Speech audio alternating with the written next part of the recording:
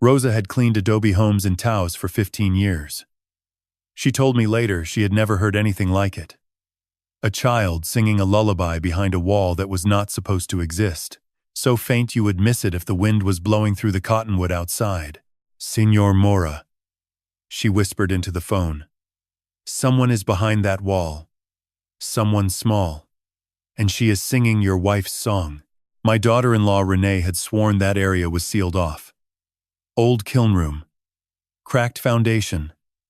Unstable adobe. Dangerous to enter.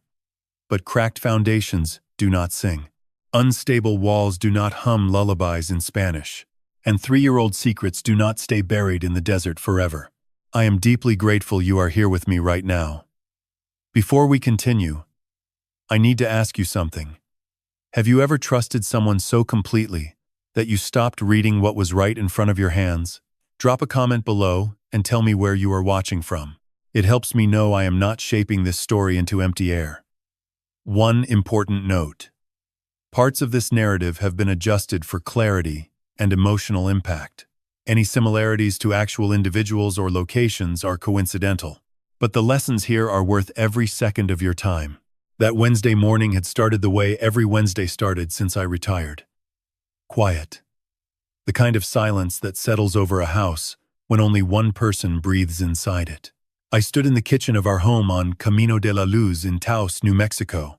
The same kitchen where Carmen used to grind dried chili peppers in the stone molcajete her mother brought from Oaxaca. The same kitchen where my granddaughter Sophia once sat cross-legged on the tile floor, watching me center clay on the wheel, and asking why the earth had to spin before it became something beautiful. That was 3 years ago. Sophia was 7 then. Full of questions. Full of laughter that rang through these adobe walls like a bell inside a cathedral. Now she was supposedly in Santa Fe at the Children's Art Institute, a gifted program Renee had chosen and enrolled her in without much input from anyone else. Video calls every Sunday. Progress reports every quarter. Photographs of exhibitions and paint-smeared smocks and wide smiles. Everything perfectly normal. Everything perfectly managed. I poured my coffee. Dark roast from the little shop on Bent Street that Carmen and I used to walk to on Saturday mornings before her heart decided it had beaten enough. The clock read 8:52. Renee had left at 8:15 for yoga. Rosa had arrived at 8:30 to clean. Routine. Predictable. Safe. My phone shattered that safety at 9:15. Rosa never called during a job. In 5 months, she had communicated only through texts. Quick, professional messages. A phone call meant something had shifted beneath the surface. The way a kiln shifts when the heat rises past what the walls can hold. "Señor Mora." Her voice was barely a whisper. "I need to tell you something. I am in the back hallway near the old workshop. By that wall your daughter-in-law told me never to go near. There is a sound coming from behind it. It is not the wind. It is not the house settling. It is a child singing very quietly, like she is trying not to be heard. And I know the song, Señor Mora. Your wife used to hum it in the garden. Duermet, mi niña." The kitchen tilted. Just slightly. The way an old adobe wall leans a fraction of an inch over decades. Imperceptible to most people. But I am a potter. I have spent 42 years reading the language of earth and fire and surfaces that reveal their truth only to hands patient enough to listen. I know when something has moved that should not have moved. "That section has been sealed for 3 years," I said. Renee said the foundation cracked after monsoon season. "Señor Mora." Rosa paused. "Cracked foundations do not sing lullabies. Stay where you are," I told her. "Do not touch the wall. I am coming." But I did not go to the back hallway. Not immediately. Instead, I walked to the center of the kitchen and placed both palms flat against the wall that separated the kitchen from the old workshop. The adobe was cool under my hands. Smooth. 40 years of plaster and paint over earth bricks I had mixed and laid myself the summer. Carmen and I built this house with our own hands. I closed my eyes and pressed harder. The way I used to press my palms against a freshly thrown pot to check if the walls were even, if the center held, if the clay was telling the truth. And I felt it. A vibration. Faint. Rhythmic. Not mechanical. Not plumbing. Something organic. Something alive. A pulse moving through adobe and plaster. Something small and warm existing on the other side of my kitchen wall, in a space my daughter-in-law told me was too dangerous to enter. The front door opened. Sandals on tile. Renee's voice carried that particular brightness she always wore. Like perfume. "Dad, I forgot my sunglasses. Did Rosa already start in the back?" I pulled my hands from the wall. Turned around. Smiled the way I had smiled at her every day for 5 years. The way a father-in-law smiles at the woman his son chose. The way a potter smiles when he knows the glaze is cracked but says nothing because the firing is not finished. "She is back there now," I said. She mentioned hearing something. Maybe a pack rat behind the wall. Renee's smile stayed fixed. But something behind her eyes moved. A calculation. A rapid sorting of information. The way hands move across a shelf of tools searching for the right one before the moment passes. "Oh, that is probably the wind again," she said smoothly. "These old adobe walls are like instruments. Every gust sings a different note. I have been meaning to patch the exterior cracks. I will handle it this week." She grabbed her sunglasses and called toward the back. "Rosa, skip the workshop area today. Focus on the main rooms. I will take care of that noise." Then she was gone. Sandals on tile. Door closing. Engine starting. Gravel crunching. I stood alone in the kitchen. Hands at my sides. Heart hammering against my ribs the way a kiln hammers when the temperature spikes and the clay inside begins to crack. Wind sings through old adobe. That much is true. Desert gusts create strange sounds. Also true. But wind does not sing. Duérmete mi niña. Wind does not know Carmen's lullaby. Wind does not pause between verses the way a child pauses when she forgets the words and has to remember. And whatever lived behind that wall was not the desert. It was a child. And the only child connected to this house, the only child connected to Renee, was my granddaughter, Sophia. The same Sophia, who was supposedly 3 hours away in Santa Fe. Learning, creating, thriving, but thriving children do not sing lullabies behind sealed walls. And the vibration I felt through that adobe was not a cracked foundation. It was not the wind. It was a heartbeat. Small and fast and buried alive inside the house I built with my own hands, and it had been beating behind my kitchen wall for 3 years while I drank my coffee and read my newspaper and told myself everything was fine. That night I did not sleep. I lay in the bedroom Carmen and I had shared for 36 years, staring at the ceiling the way a man stares at something he no longer trusts. The house creaked around me. Adobe settling, wood breathing, the desert wind pressing against walls the way it had pressed for 4 decades. Carmen used to say, "This house breathes, Gabriel. It remembers everything we put into it." She said it the first time we walked through the empty lot in 1984. Me, 26. With clay dust still under my fingernails. Her, 24. With a vision written across her face like brushstrokes on wet paper. We did not buy a house. We built one. Mixed the adobe bricks ourselves from earth and straw and water, hauled from the acequia. I laid the walls. Carmen smoothed the plaster with her bare hands. She said a home needed to feel the skin of the people who loved it. We built the kitchen first because Carmen said every family begins where the food is made. I set the tile counter myself.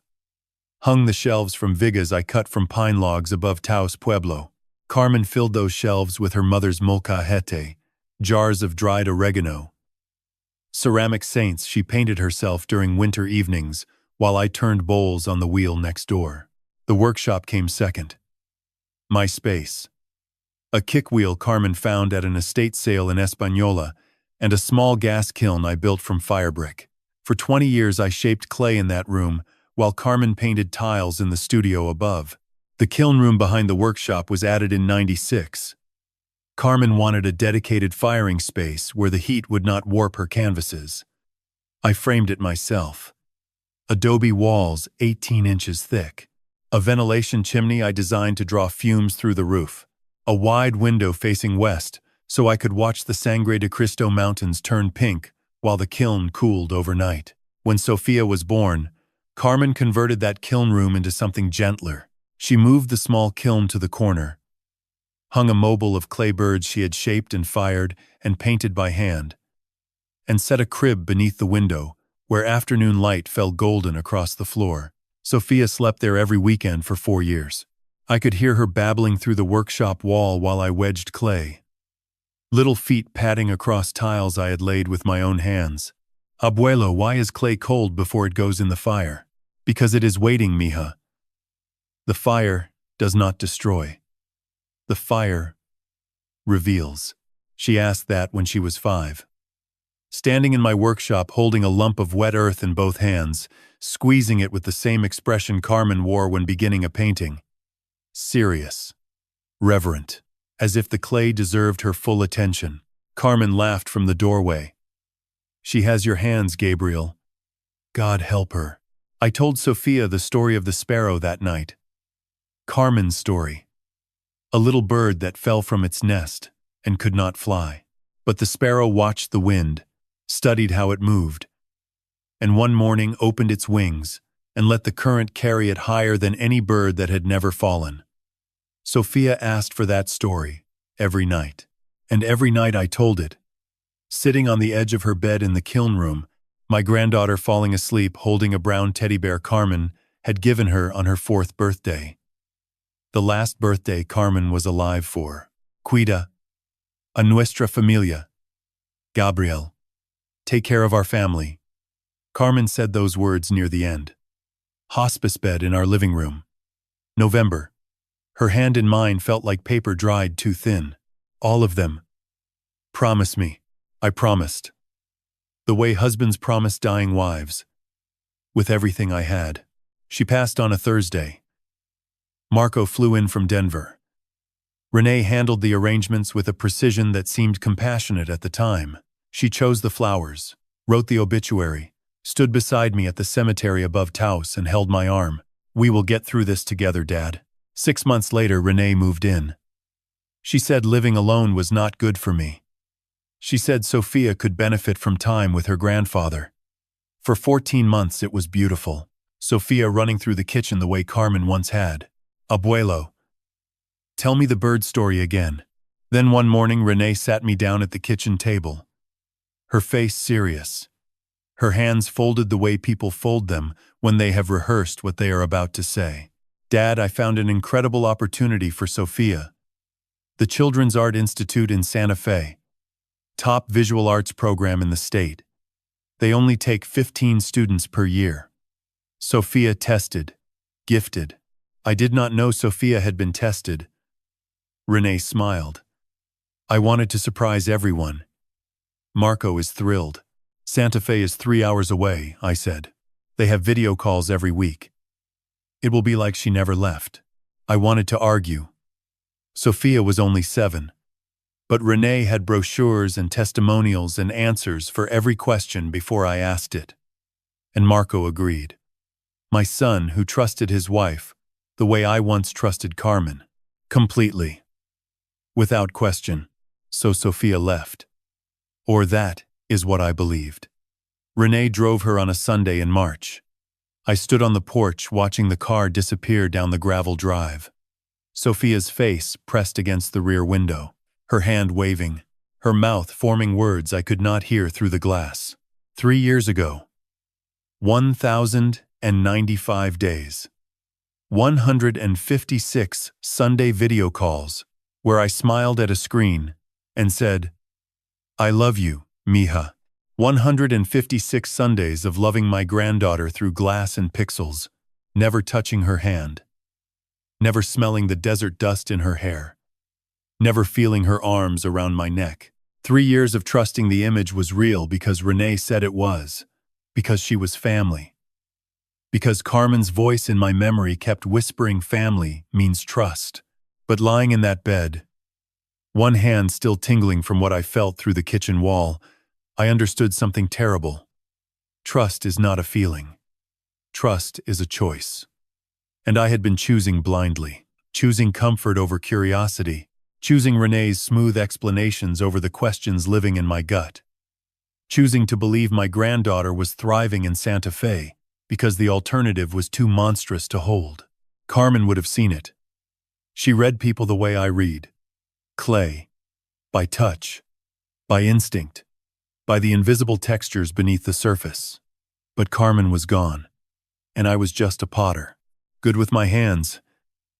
Terrible with people. 68 years old. And only now understanding that the house I built with love could hold secrets I never put there. Tomorrow, I would stop trusting the wind and start reading the walls. Because that is what potters do. We do not guess what lives beneath the surface. We press our hands against it and let the earth tell us the truth. I should have pressed 3 years ago. God forgive me, I should have. But tomorrow would have to be enough. Thursday morning, I stood in my workshop with a cup of coffee I had not touched and hands that were no longer resting. They were reading. That is what a potter's hands do when the mind finally catches up to what the body has known. They reach for surfaces. They press. They listen through fingertips for the story the material is telling. Renee left at 8 for yoga. I watched her car disappear behind the cottonwoods on Camino de la Luz. Gave her 5 minutes. Then I walked through the workshop into the narrow corridor that connected the main studio to the kiln room at the back of the house. I had not walked this corridor in 3 years. Renee had placed a heavy canvas tarp across the entrance shortly after Sophia left. Structural concerns, she said. The monsoon cracked the foundation back here. Every few months I asked when the repair would happen. Every few months she had an answer. The contractor is backed up. I am getting a second estimate. These old adobe places take forever to schedule. I pulled the tarp aside. The corridor smelled like dust and something faintly chemical beneath it.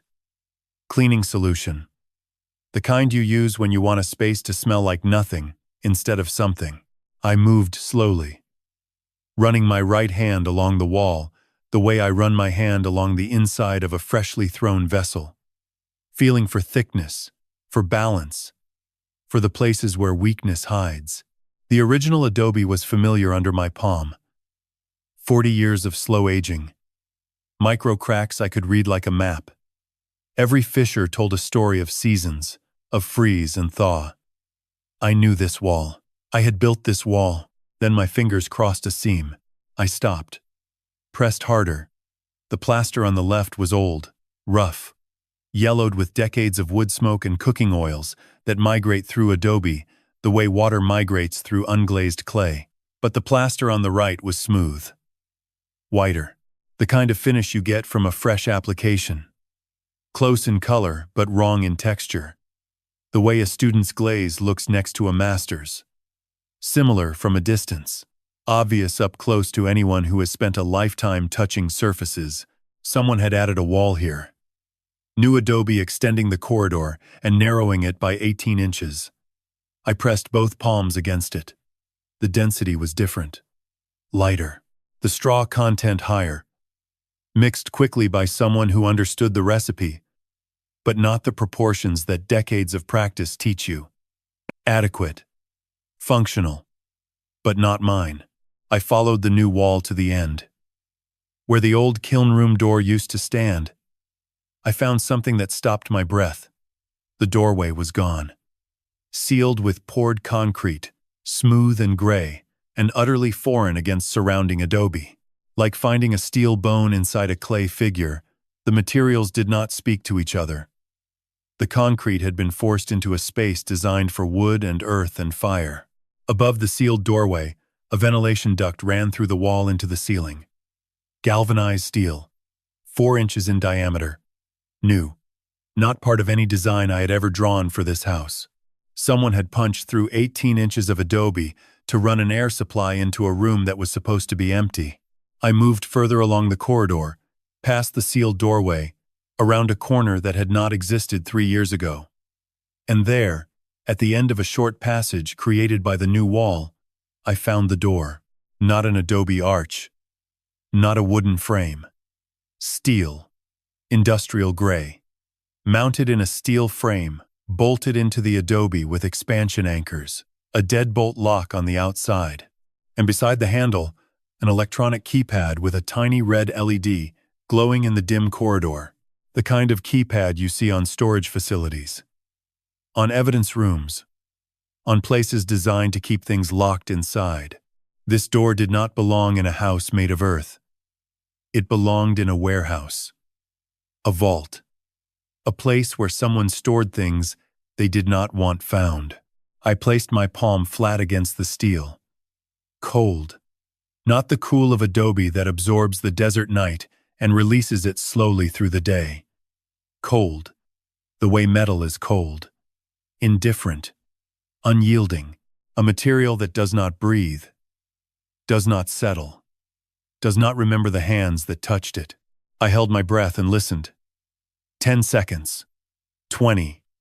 Nothing. Then not nothing. A shift. The faintest sound of weight moving. A creak that might have been a bed frame. A whisper that might have been fabric against skin. I could not be sure. I crouched and angled my flashlight beneath the door where a 1/4 inch of gap separated steel from tile. The light caught something on the floor just inside the threshold. Fine powder. Pale gray. I wet my fingertip. Pressed it against the powder. Brought it close. Clay dust. Fine as talc. The kind that forms when air-dry modeling clay is worked with small hands on a hard surface. The kind that settles on floors and collects in the gap beneath a door that opens and closes in the dark. I rubbed it between thumb and forefinger. Smooth. Commercial. Not the wild Taos earth I dug from the riverbank for my own work. Store-bought clay, the kind that comes in 5-pound boxes from craft stores. Someone on the other side of that steel door was working with clay. And the only hands in this family that had ever shaped earth besides mine belonged to a girl I had not touched in 3 years. A girl who once asked me why clay was cold before the fire. A girl who was supposed to be in Santa Fe making art behind easels, not behind a locked steel door in a house where her grandmother once hung a mobile of clay birds above a crib and sang her to sleep. I stood up, knees protesting the way 68-year-old knees do. But my hands were steady. A potter's hands do not shake when they find what they are searching for. They shake later, when the kiln opens and the truth stares back unglazed and bare. I was not shaking yet. I was still reading. I put the tarp back the way I found it. Smoothed the creases. If Renee checked, and I believed she checked everything, it needed to look untouched. Then I walked outside into the October sun, with clay dust still on my fingertip, and a question forming in my chest that I was not yet ready to speak out loud. The trash bins sat against the adobe wall on the north side of the house. I had never gone through our own trash before. It felt like pressing my hands into someone else's clay. A violation. But Carmen's voice echoed through me the way sound echoes through an empty kiln. Read what is in front of you, Gabriel. The clay does not lie. The first bin held kitchen waste. Normal. The second held recyclables and a white Walmart bag tied at the top, tucked beneath cardboard as though someone had deliberately buried it. I untied the bag. Inside were 4 empty boxes. Horizon Organic Whole Milk. The small carton with the green meadow on the front. The kind Carmen used to buy for Sophia because she said growing bones needed real milk. Next to the milk sat a crushed Cheerios box. The kind with the smaller opening designed for little hands. Beside that, a bottle of Zarbee's children's gummy vitamins. Empty. And at the bottom, a box of Crayola crayons. 64-pack. I set each item on the driveway the way I set tools on my workbench before a job. Ordered. Deliberate. Each one a measurement that by itself meant nothing but together began forming a shape. I recognized the way a potter recognizes the first curve of a bowl emerging from spinning earth. Not by seeing it, by feeling it rise beneath his hands. I checked the kitchen pantry. No children's milk. No small Cheerios. No gummy vitamins. No crayons. These items had been purchased, used, and discarded without ever touching our shared kitchen space. They existed in a parallel supply chain running through this house without my knowledge. I drove to the Walmart on Paseo del Pueblo Sur. In the parking lot, I opened my phone and checked our shared family account. Renee had her own card linked to it. I had never thought to review her purchases. Trust. Again. That word, I was beginning to hate. I scrolled through recent transactions. Wednesday of last week. Walmart, $132. I tapped the receipt. Horizon organic milk. 2 cartons. Cheerios. 2 boxes. Zarbee's gummy vitamins. Children's underwear. 6-pack. Size small. I stared at that last item until the parking lot blurred around me. Size small. For a child approximately 7 to 10 years old. Sophia would be 10 now, if she was in Santa Fe. If she was anywhere other than behind a steel door in a corridor that did not exist 3 years ago. I photographed the receipt. Scrolled further. The previous Wednesday. $119. Milk. Cereal. Vitamins. Children's socks. A puzzle. The Wednesday before that. $141. Milk. Cereal. A stuffed animal. Children's sweatpants. Size small. And at the bottom of the list, the item that closed something inside my chest like a fist around wet clay. Crayola air dry clay. 5-pound box. White.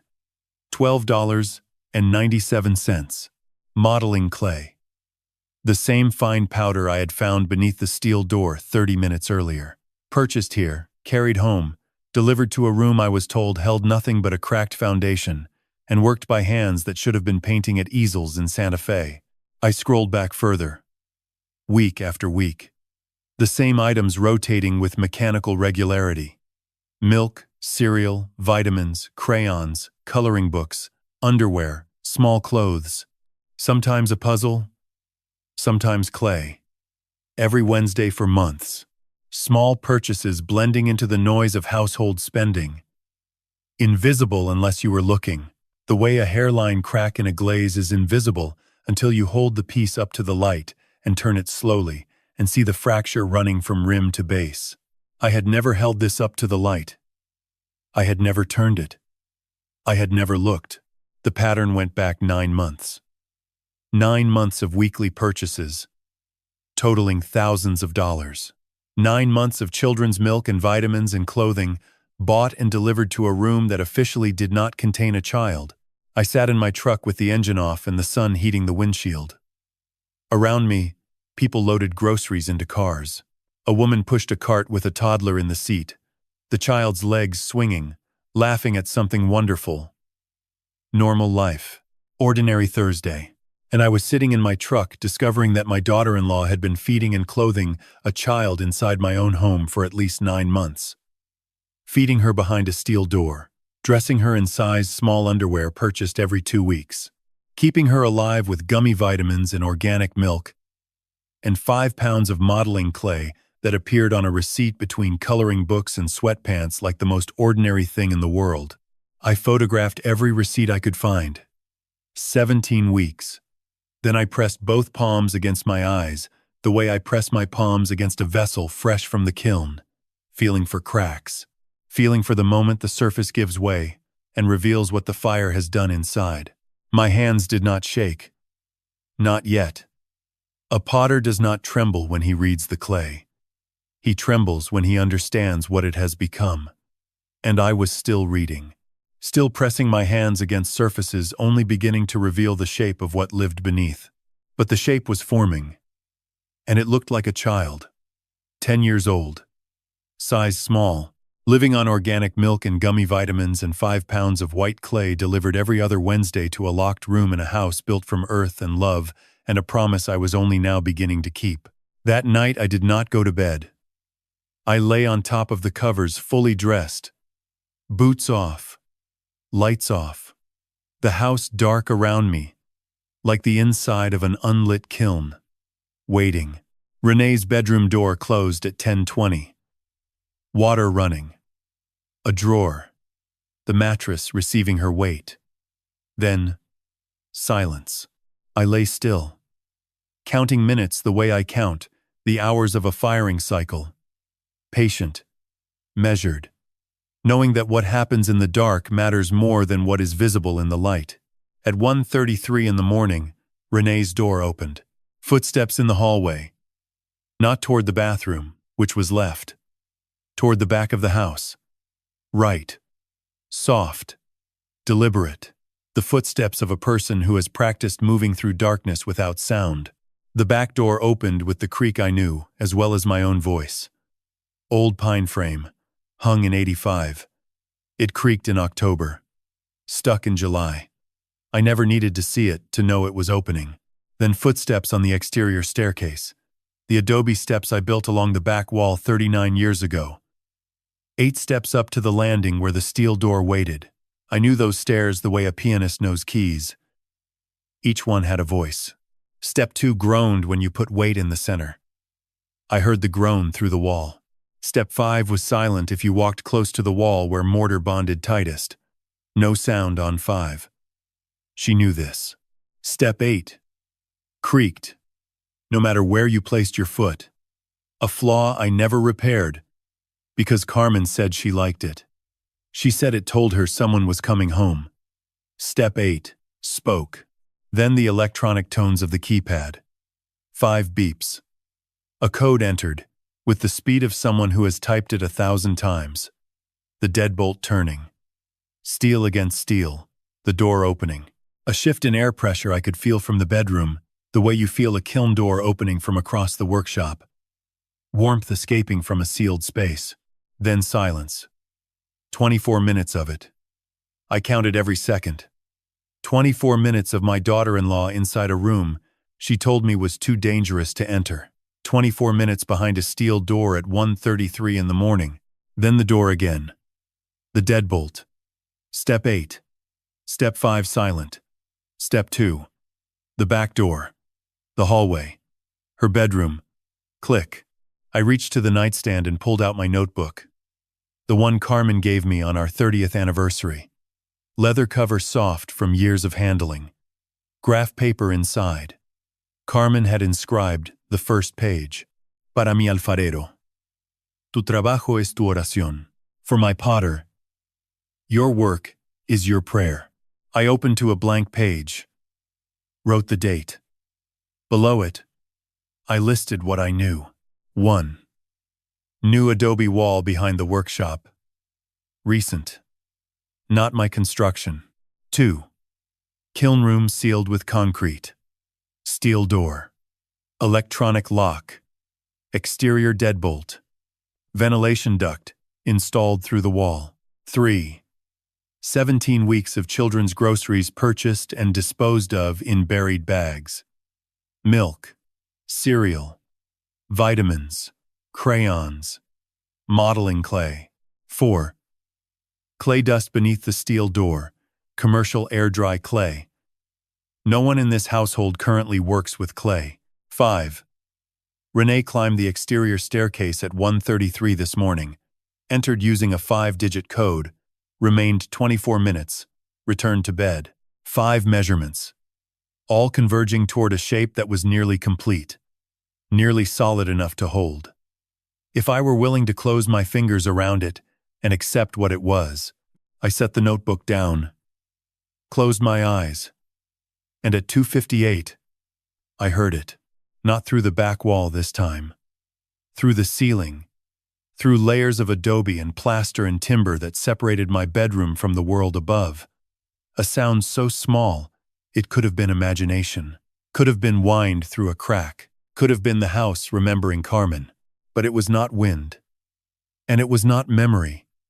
It was humming. A melody. Faint and wandering. The way a child hums when she is alone and does not know anyone is listening. Duérmete, mi niña. Duérmete mi sol, Carmen's lullaby. Coming through my ceiling at 2:58 in the morning, sung by a voice too young and too real to be a ghost. I pressed my palm against the wall beside my bed. The adobe was warm from the day's sun trapped inside the earth. And through that warmth, through 40 years of plaster and paint and silence, I felt her. Not a vibration this time. A presence. Small, alive. Singing her grandmother's song in the dark because it was the only lullaby she knew. Because no one had taught her a new one in 3 years. I did not pull my hand away until the humming stopped and the first pale edge of dawn appeared through the window. Then I opened the notebook and added a 6th line. 6. 2:58 in the morning. A child sang Carmen's lullaby through the ceiling. The same song, the same melody, the same voice that once asked me why clay was cold before the fire. I closed the notebook and set it beside Carmen's photograph on the nightstand. I was no longer reading. I was no longer measuring. I was deciding. A potter who refuses to open the kiln because he fears what the fire has done to the clay inside is not a potter. He is a coward. And Carmen did not marry a coward. Friday morning I sat in my old Ford pickup with the engine off, and both hands gripping the steering wheel, the way you grip the rim of a pot that has started to wobble on the wheel.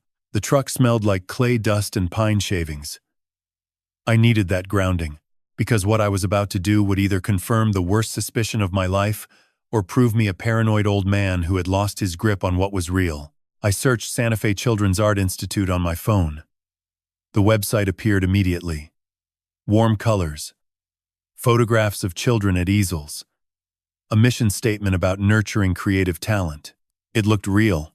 Exactly the kind of school a caring mother would choose. I dialed the main office. Santa Fe Children's Art Institute. This is Michelle. How may I help you? Good morning. My name is Gabriel Mora. Turn a progrès. Turn about my granddaughter Sophia Mora. She has been enrolled for approximately 3 years. I wanted to check on her progress. Typing. A pause. Sir, I am not showing any student by that name. Let me check historical records. Another pause. No. Sir, we have never had a student named Sophia Mora. Are you certain you have the correct school? The truck cab shrank around me. I am certain, I said. My voice came from somewhere far away. I called 2 more schools. Santa Fe Preparatory and Mandela International Magnet School. Names Renee had mentioned casually over the years. Sophia's friend goes to prep. Mandela was our second choice. Neither had ever enrolled a Sophia Mora. 3 schools. 3 databases. 3 women searching records and finding nothing where a child was supposed to exist. I opened my photos. Every month, Renee sent pictures to our family group chat. Sophia at a gallery exhibition. Sophia painting. Sophia with friends in a school courtyard. I selected the most recent. Sophia standing in front of an adobe building with a turquoise banner reading Young Artists Showcase. I navigated to reverse image search and uploaded it. The results appeared in 4 seconds. The building was a stock photograph. Available on 3 websites. $8 to download. The banner digitally edited. I checked a second photo. Same result. Stock imagery from the same site. All edited to look like a school in Santa Fe that had never heard my granddaughter's name. I opened the most recent progress report Renee had forwarded to Marco. Sophia Mora, Year 4. Exceptional marks. I zoomed in on the header. The logo was pixelated. The font was Times New Roman. I pulled up the institute's actual website. Their documents used Garamond. Their logo was crisp. Vector-based. The progress report was a fabrication. Created on a computer. Printed. Photographed. Sent to a father who never thought to compare fonts. Why would anyone hold a report card up to the light the way a potter holds a glazed tile to check whether the color is true or painted on? 3 years of photographs purchased online. 3 years of progress reports designed on a laptop. 3 years of a school that never heard my granddaughter's name. Sophia had never gone to Santa Fe. Never painted at an easel in a classroom. Never made friends whose names I could not remember because they did not exist. My granddaughter had never left this house. I drove home at 9:45. Renee's car in the driveway. I wiped my face, breathed in through my nose and out through my mouth the way Carmen taught me when anger threatened to crack the work before it was finished. Renee stood at the kitchen counter slicing cantaloupe, orange flesh bright against the white cutting board. She smiled without looking up. "Hey, Dad, want some fruit? Fresh from the farmer's market." I looked at her hands moving the knife with precision, at her face composed and pleasant. Nothing suggested she was a woman keeping a child behind a steel door, 20 steps from where she stood, slicing melon. "Looks wonderful," I said. Sat at the table, picked up a slice, ate it, tasted nothing. "Everything okay?" She glanced at me. "You seem quiet." "Slept poorly," I said. "Old man joints." She laughed, warm, sympathetic. The glaze on a cracked vessel. "You should try yoga, Dad." "Maybe I will." We ate fruit together. Two people sharing cantaloupe on a Friday morning. One smiling because she believed her secrets were safe. The other smiling because he had confirmed they were not. She had no idea the man across from her had called 3 schools in Santa Fe and found his granddaughter did not exist in any of them. She had no idea her $8 stock photos had been searched and matched. She had no idea her progress reports used the wrong font. "More coffee, Dad?" "Please," I said. And I smiled the way she smiled. Practiced. Measured. Hiding everything beneath the surface, the way a bad glaze hides what the fire has done to the clay underneath it. Two people shaping the same silence at the same table. But only one of us knew. The kiln was already heating. And when it opened, no glaze in the world would be thick enough to hold. Saturday morning my phone buzzed at 7:10. Dolores Vega. Carmen's closest friend for 28 years. The woman who brought pozole to my kitchen every Sunday for 3 months after the funeral because she said mourning should not go hungry. Who managed money, the way I managed clay. With precision. With the understanding that numbers, like walls, must be true, or the structure falls. A 7:10 call meant something had cracked that could not wait. "Frank." Her voice was tight. "Meet me this morning. Café Pasados on Bent Street. Not your house. 9 o'clock. I was there by 8:30. Back corner table beneath a watercolor of Taos Mountain that Carmen would have studied for 5 minutes. Dolores arrived at 8:47 with a leather briefcase and the face of a woman who had not slept. She sat without ordering. "Frank, how much do you know about Sophia's education fund?" Carmen started it the month Sophia was born. Life insurance, savings, every birthday check, every bonus I earned, all funneled into a trust in Albuquerque for Sophia's future. 1.4 million, I said. Carmen told me before she passed. Dolores opened the briefcase. Spread bank statements across the table. Yellow and red highlighter covering the pages like wounds. Carmen asked me to oversee the fund as secondary trustee. Marco was primary. Everything was clean for 2 years after Carmen died. 8 months ago, Renee requested sole management authority. Told Marco the fund needed a better firm. Marco signed because Renee asked. Because he trusts her. Her voice hardened on those last words. Once she had access, the withdrawals started. She slid a spreadsheet toward me. The numbers marched down the page. April, 60,000. May, 90,000. June, 100,000. July, 85,000. Month after month. Accelerating, 980,000, Dolores said quietly. Gone in 18 months. Only 420,000 remains. Where did it go? She pulled out a report from a forensic accountant she had hired 3 weeks ago with her own money. I traced it through shell transfers and secondary accounts. 3 online gambling platforms. DraftKings, Bet, MGM. A private poker site registered in Costa Rica. Gambling. The word landed in my chest like a stone dropped into a wet vessel on the wheel, heavy enough to collapse the walls from inside. She is not investing, Frank.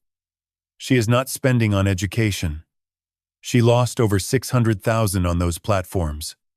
Last month alone, $90,000 in a single week. The amounts are increasing every month. There is more. Dolores placed a property document on the table. Second mortgage on your house. 3 months ago. Forged your signature. Approved for $185,000. That money is already gone. Same platforms. She mortgaged my house. Your house, Frank. The one you and Carmen built. The signature does not match yours. The G leans wrong. The M is too narrow. I stared at my name in someone else's handwriting. Close, but wrong. A potter knows his own marks. We sign every piece. We know the weight of our own hand. Dolores placed both palms flat on the table. Frank. Carmen saved every penny for 18 years. She drove that old Subaru until it hit 200,000 miles. She packed lunch every day so she could put $20 extra into that fund each week. She skipped vacations. Wore the same coat for 9 winters. All of it, so Sophia would have choices. I know. Renee burned through it in 18 months, and she needed nobody asking where Sophia actually was. If anyone called that school, if anyone demanded to visit, the fund, the gambling, the forgery, all of it collapses. I understood then. Not just what Renee had done, but why. Sophia was not locked behind that steel door only because Renee was cruel. Sophia was locked there because Sophia was the evidence. A living receipt proving the education money was never spent on education. A 10-year-old whose existence in Santa Fe had to remain fiction because the instant anyone confirmed she was not there, every forged document, every gambling loss, every lie would crash into daylight. My granddaughter was not just a prisoner. She was a secret. The kind of secret that costs $1.4 million to keep. Dolores gripped my wrist across the table. Small hand. Iron grip. What are you going to do? I looked at this woman who had loved Carmen like a sister, who tracked numbers across bank statements the way a detective tracks footprints, who spent her own money hiring investigators because something felt wrong and she refused to look away. I am going to get my granddaughter out of that room, I said. And every dollar Carmen saved will be accounted for. She did not ask what room. She already knew. The way Carmen would have known. Take this. She pushed the folder across the table. Everything documented. Dates, amounts, platform records, the forged mortgage. Keep it somewhere safe, not in the house. I took the folder. It weighed nothing. Paper and ink. But it held 18 years of Carmen's life inside it. Birthday candles and packed lunches and 200,000 miles on a Subaru that rattled on the highway but never once failed to start. All of it reduced to numbers blinking on a gambling screen in a server room in Costa Rica. Carmen saved for 18 years. Renee destroyed it in 18 months. And she needed my granddaughter locked in a room behind my workshop to make sure nobody ever discovered where the money went. I drove home with the folder locked in my truck's toolbox beside my best carving chisels. Sharp things that require careful handling. Evidence is no different, capable of cutting to the bone if used at the right moment. The right moment was coming. I could feel it the way a potter feels. The kiln approaching peak temperature. A change in the air. A hum in the walls. But not yet. Not until every measurement was taken. Not until the cut would be clean and final and impossible to repair. Sunday afternoon, I was sanding a piece of mesquite in the workshop. Not because I needed to build anything.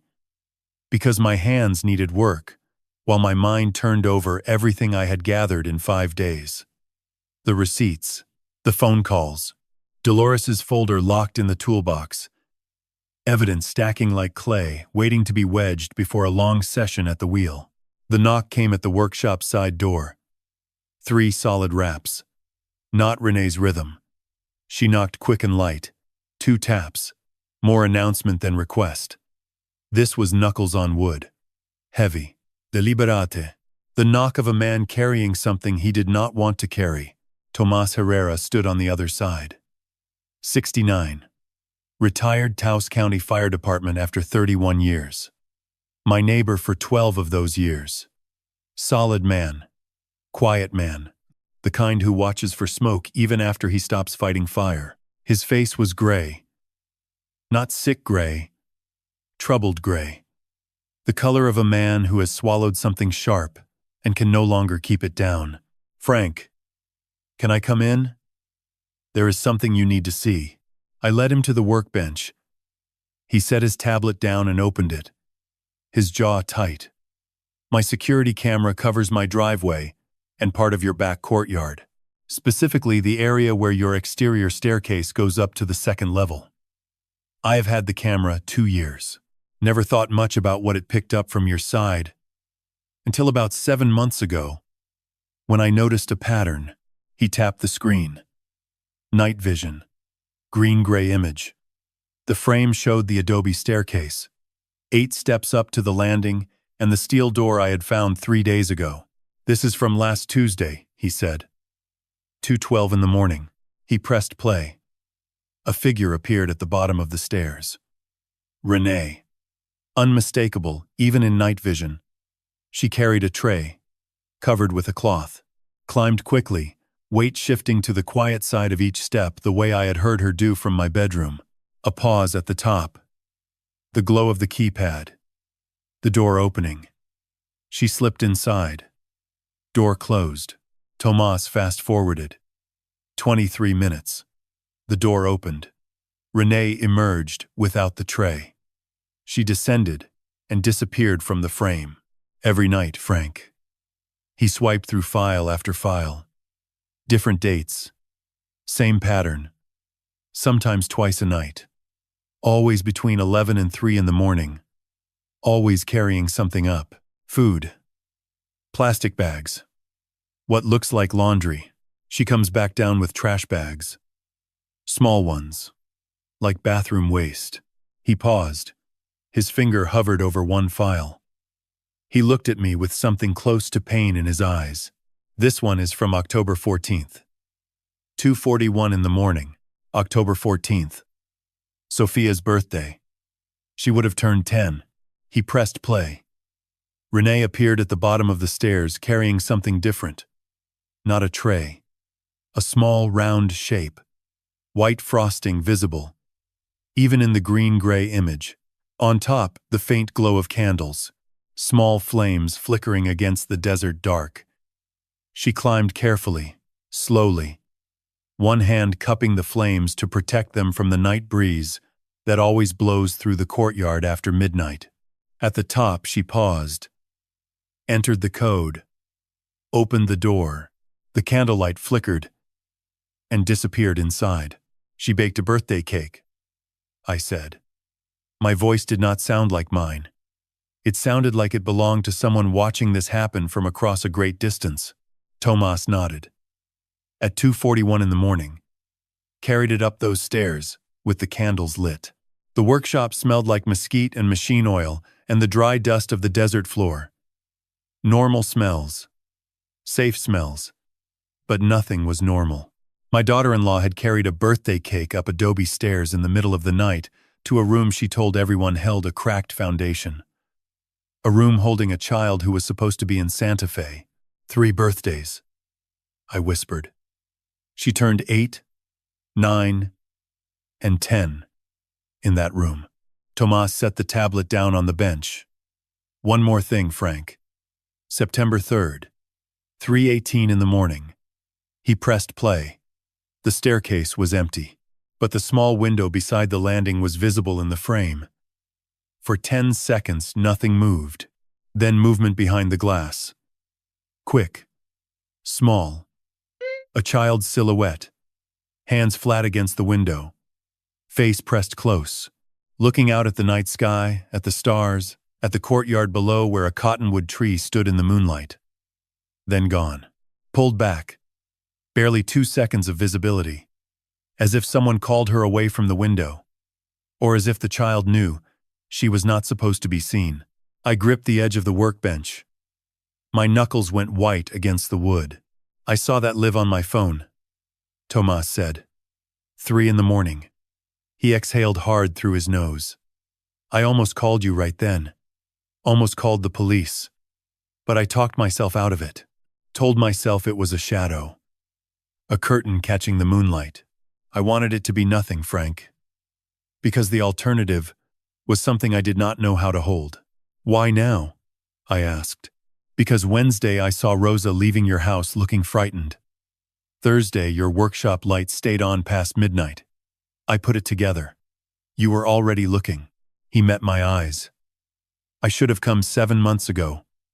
I failed you. I failed that little girl. You are here now," I said. "That matters." He pulled a USB drive from his shirt pocket and placed it on the workbench beside the mesquite I had been sanding. A small black rectangle, no bigger than my thumbnail. 198 files. Time-stamped. Dated. Everyone organized by week. I picked up the drive. Lighter than a finishing nail. But it held 7 months of Renee climbing those stairs in darkness. 7 months of trays carried up and trash bags carried down. 3 birthday cakes delivered at 2 in the morning with candles burning. One small silhouette pressing her hands against glass for 2 seconds before vanishing back into a room where the sky was something you could see but never touch. 3 birthdays. 3 cakes nobody sang over. 3 sets of candles blown out in silence behind a steel door while the desert stars turned overhead and the cottonwood whispered in the courtyard and the whole world slept except a little girl making wishes in the dark. She must have wished. Children always wish. Even children who have been told the air outside will blind them. Even children who have not heard a voice besides their mothers in 3 years. Even children locked in rooms where the only sky is a small window they are not supposed to stand near. They still close their eyes and blow and believe that the smoke rising from the candles carries something upward. A prayer. A hope. A name. And standing in my workshop with Tomas's USB drive in my palm, I made a wish of my own. That every candle Sophia blew out alone in that room carried the same prayer she had been shaping from clay every single day. That someone would come. That someone would find her. That someone would climb those adobe stairs and open that steel door for a reason other than delivering food and collecting waste. I was going to be that someone. Soon. Monday night. The house was dark except for the glow of my laptop screen. Renee had gone to bed at 10:15. Her door clicked shut.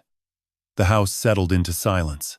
I waited 30 minutes, then opened the folder labeled Family Videos on the shared drive Renee maintained for our household.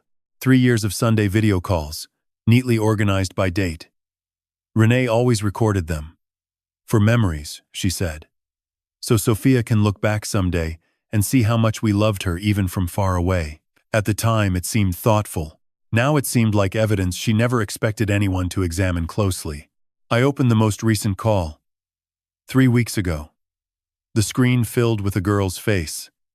Brown hair. Brown eyes. A smile that looked like Sophia's smile. Looked like it. "Hi, Grandpa." The voice was bright. "How are you? Did you finish that clay bird you were working on?" I had mentioned the bird 2 calls earlier. She remembered. That seemed real. That seemed like Sophia. But I was not watching the way a grandfather watches anymore. I was watching the way a potter examines a finished glaze under strong light, turning the piece slowly. Looking for the places where the surface does not hold. The hairline fractures invisible to anyone who has not spent decades reading what fire does to a surface.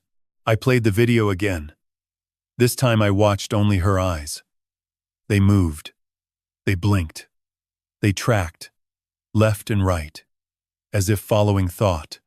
But something was wrong. The blinks came after she finished speaking. Not before, not during, after, every single time. Like a response triggered by the end of a sentence, rather than an involuntary reflex, firing at random intervals, the way human eyes actually work. I opened a call from 6 months ago. Same pattern. Blink after sentence. Never during. I opened one from a year ago. Same. Then I opened a real video. One recorded before Sophia supposedly left for Santa Fe. Her 7th birthday. Carmen, holding the camera. Sophia blowing out candles on a cake shaped like a bird that Carmen had decorated herself. In that video, Sophia blinked constantly, mid-sentence, mid-word, mid-laugh. Random and natural and uncontrolled, the way real children blink, because they cannot help it. Because blinking is not something you decide to do. It is something that happens to you. The girl on the Sunday calls did not blink like a child. She blinked like a program told to blink. I looked closer at the background. Every call showed the same setting: a beige wall, a bookshelf to the left, a window with white curtains to the right, consistent lighting. Never a shadow out of place. Never a shift in the angle of sunlight, even though the calls supposedly happened at different times on different days across different seasons. The light never changed because it was not real light. It was a static image placed behind a generated face like a painted backdrop on a theater stage. I paused the most recent call and zoomed in on the bookshelf. The spines were blurred. Not the soft blur of a camera focusing on a face in the foreground. A different kind of blur. The kind that happens when an image is rendered at low resolution and stretched to fill a space. No titles visible. No texture on the covers. Just colored rectangles meant to suggest books, without actually being books. The way a student paints a row of shapes on a background and calls them a city skyline. Close enough from a distance. Empty. Up close. I opened my phone browser and typed deepfake detection. Several apps appeared. I downloaded one called Sensity, uploaded a 30-second clip from the most recent Sunday call. Sophia, talking about a painting project, describing colors she had mixed, laughing at something her teacher supposedly said. The analysis took 40 seconds. A progress bar moved across the screen. Then, the result appeared in red text. High probability of synthetic media. Confidence level 92%. Facial mapping inconsistencies. Detected in orbital region and jaw articulation. I uploaded a second clip. Different call. 6 months earlier. 11 seconds to process. High probability of synthetic media. Confidence. 90%. A third clip. 1 year ago. 94%. I set the phone on the table beside the laptop and pressed both palms against my eyes until I saw sparks behind the darkness. 3 years. 156 Sunday calls. 3 years of smiling at a screen and saying, "I love you, Mija." 3 years of telling her the story about the sparrow and the wind. 3 years of asking about friends and teachers and art projects and gallery shows. 3 years of Marco calling from Denver every week and asking about homework and favorite colors and what she ate for lunch. None of it was real. The face was generated. The voice was synthesized. The background was a digital set, built from stock images and low-resolution textures. My granddaughter had never appeared on a single one of those calls. Instead, some software had worn her face like a mask and spoken in a voice constructed from recordings Renee must have made before the steel door closed and the lock engaged and the world outside became a story about poison air and blindness. $19.99 a month. That was the subscription price I would later learn Renee paid. 3 years of a family believing they were speaking to a living child. 3 years of love poured into a screen that gave back nothing but light, arranged in the shape of a girl who was not there. Less than $20 a month to erase a human being and replace her with a puppet made of code. I closed the laptop. The kitchen went dark. The refrigerator hummed. The clock on the wall ticked. And through the wall beside me, through adobe and plaster and 40 years of silence, a real girl slept. A girl whose face had been stolen and stretched across a digital mask for 3 years. A girl whose father smiled at that mask every Sunday and said, "Good night, sweetheart," without knowing his daughter was close enough to hear his voice through the floor if he had ever spoken loud enough. If he had ever thought to try. I sat in the dark for a long time, my hands flat on the kitchen table, palms down, the way a potter rests his hands on the wheel after the last piece of the day. Not because the work is finished, because the hands need a moment of stillness before what comes next. 3 years of Sunday calls, 3 years of telling stories to a screen, and the whole time, the real Sophia was 10 feet above me, pressing her ear against the floorboards, listening to my voice through wood and clay and plaster, hearing me talk to her ghost while she lived. I picked up my phone. 11:47. Late. But some kilns cannot wait until morning to be opened. Some fires burn through the night, whether you are ready for them or not. I called Marco. He answered on the third ring. Groggy. The voice of a man pulled from sleep in a Denver apartment where the lights were off, and tomorrow's surgical schedule was already laid out on the kitchen counter beside a coffee maker set to brew at 5:30. Hey Dad, everything okay? Me, Joe. I kept my voice steady. The way you keep your hands steady when the clay starts to pull off center. You correct. You do not panic. I need to ask you something, and I need you to think carefully before you answer. A pause. The sound of him sitting up in bed. Sheets rustling. A lamp clicking on. Okay. What is it? When was the last time you saw Sophia in person? Not on a screen. In person. Touched her. Held her hand. Smelled her hair. Silence. 3 seconds. 5. 7. I counted them the way I had counted Renee's minutes behind the steel door. Each one heavy enough to hold. Dad, what is this about? Just answer me, Marco. Please. More silence. I could hear him searching his memory, flipping through 3 years of Sundays and holidays and missed visits, looking for the last time his hands had actually touched his daughter's skin instead of a glass screen showing him what he wanted to see. I guess. He stopped. 3 years ago.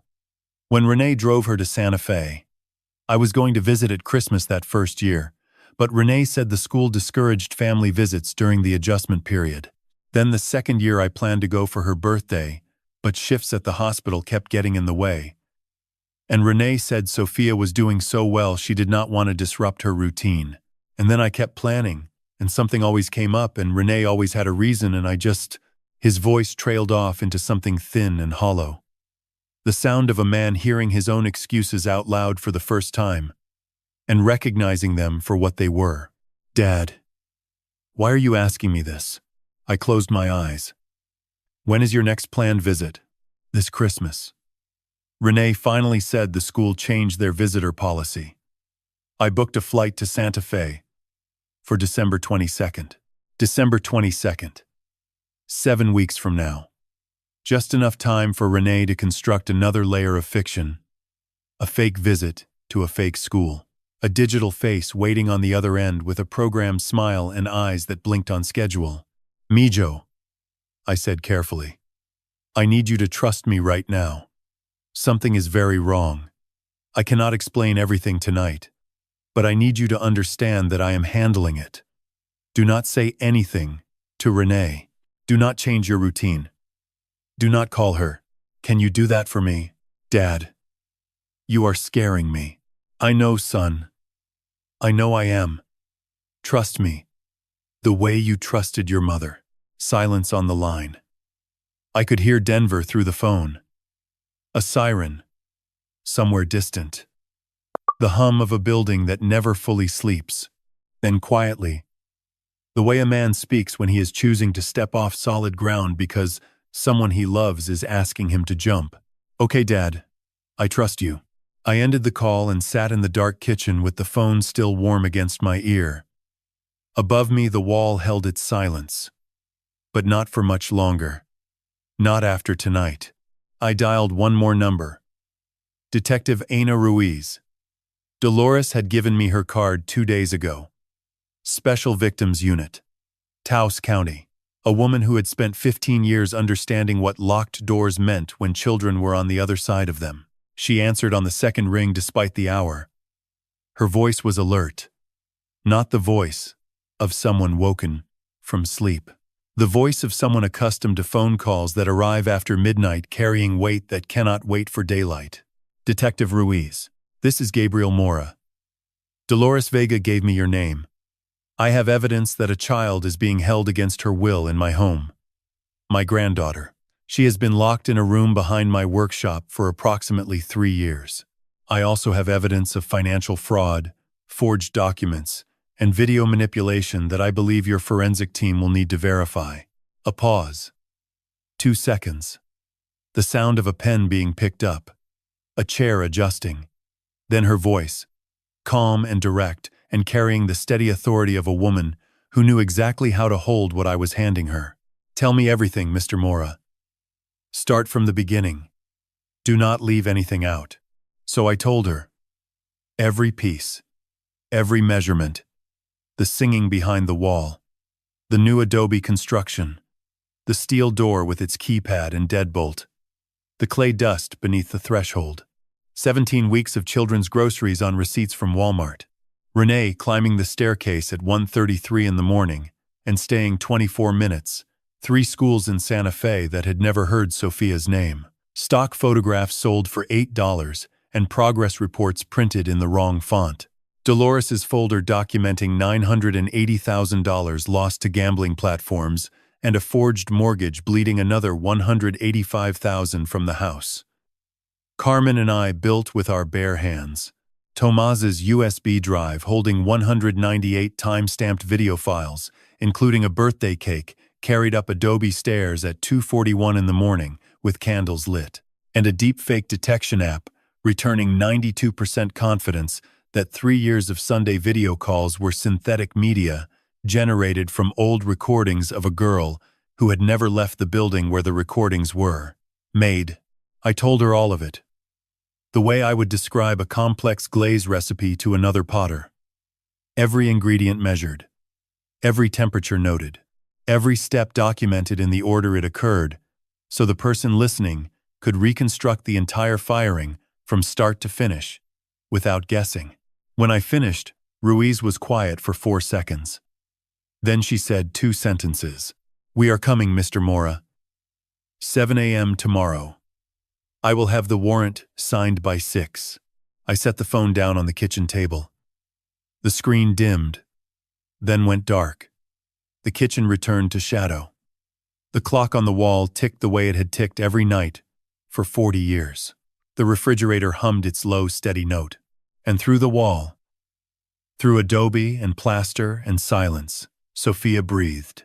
Tomorrow the kiln would open, and whatever the fire had done to the clay inside, whatever shape 3 years of darkness and silence and lies had pressed my granddaughter into, I would hold her in my hands and call her by name. Sophia. Real. Alive. Mine. Not for one more night behind that door. Not for one more hour of singing lullabies into walls that should never have been built. Tomorrow at 7, the steel would open and the light would pour in, and my granddaughter would see the sky without glass between her and the sun for the first time in 1,095 days. The right moment had arrived, and it sounded like 2 words spoken by a detective at midnight. We are coming. The most beautiful words I had heard since Carmen whispered, I love you from a hospice bed 3 years ago. Both of them promises. Both of them kept. Tuesday night. Amendments. 52. I rose from bed and did not turn on any lights. Did not put on shoes, barefoot on tile, then on adobe. The way a potter moves through his own workshop after dark. Every surface memorized. Every edge known by feel. I moved through the kitchen, past the counter where my coffee cup sat, waiting for a morning I was not sure would feel like any morning that had come before it. Past the stove where Carmen's cast iron comel still hung from its hook. Past the window where moonlight fell across the tile, in a pale rectangle that looked like an open door. Through the back door into the night. October in Taos. The air was 48 degrees, and tasted like sage and cold stone, and the particular silence that lives in the high desert after midnight when even the coyotes have finished speaking. The sky was clear. Stars scattered above the mesa in patterns Carmen used to trace with her finger while we sat on the back step drinking tea after long days at the wheel. The cottonwood in the courtyard stood silver and still. Its leaves had turned gold a week ago, and now they hung motionless in the windless dark, like small hands waiting to let go. The staircase rose along the back wall. 8 adobe steps to the landing. I built them in 1985.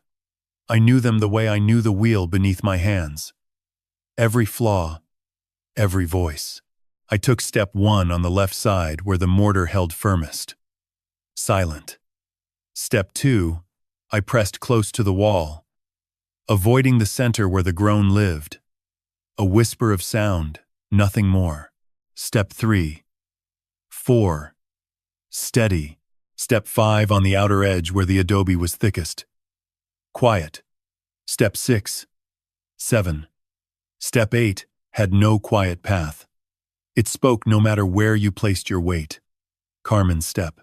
The one she said told her someone was coming home. I let it speak. One small creak released into the night air like a word I could not hold back. The landing. The steel door. The keypad with its red LED glowing like an ember that never dies. In daylight, this door had looked wrong. In moonlight, it looked worse. Industrial. Cold. A thing that belonged in a place built to contain rather than shelter. Not 12 steps above a courtyard where a grandmother once grew chamomile and a granddaughter once chased lizards between the flower pots. I had brought nothing to open it. No tools. No codes. Ruiz had been clear. 7 a.m. Warrant signed. Officers present. Everything legal.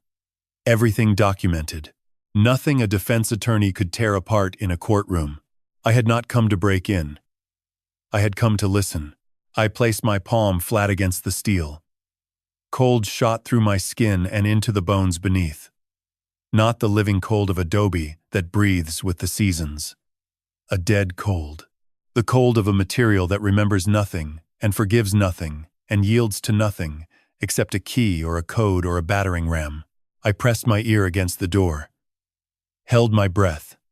For 10 seconds, I heard nothing but my own blood moving through my skull. Then a sound so small, it might have been the desert playing tricks on an old man's hope. Breathing. Quick. Shallow. The breathing of a child who is awake in the dark and trying to be silent because she has learned that silence is safer than sound.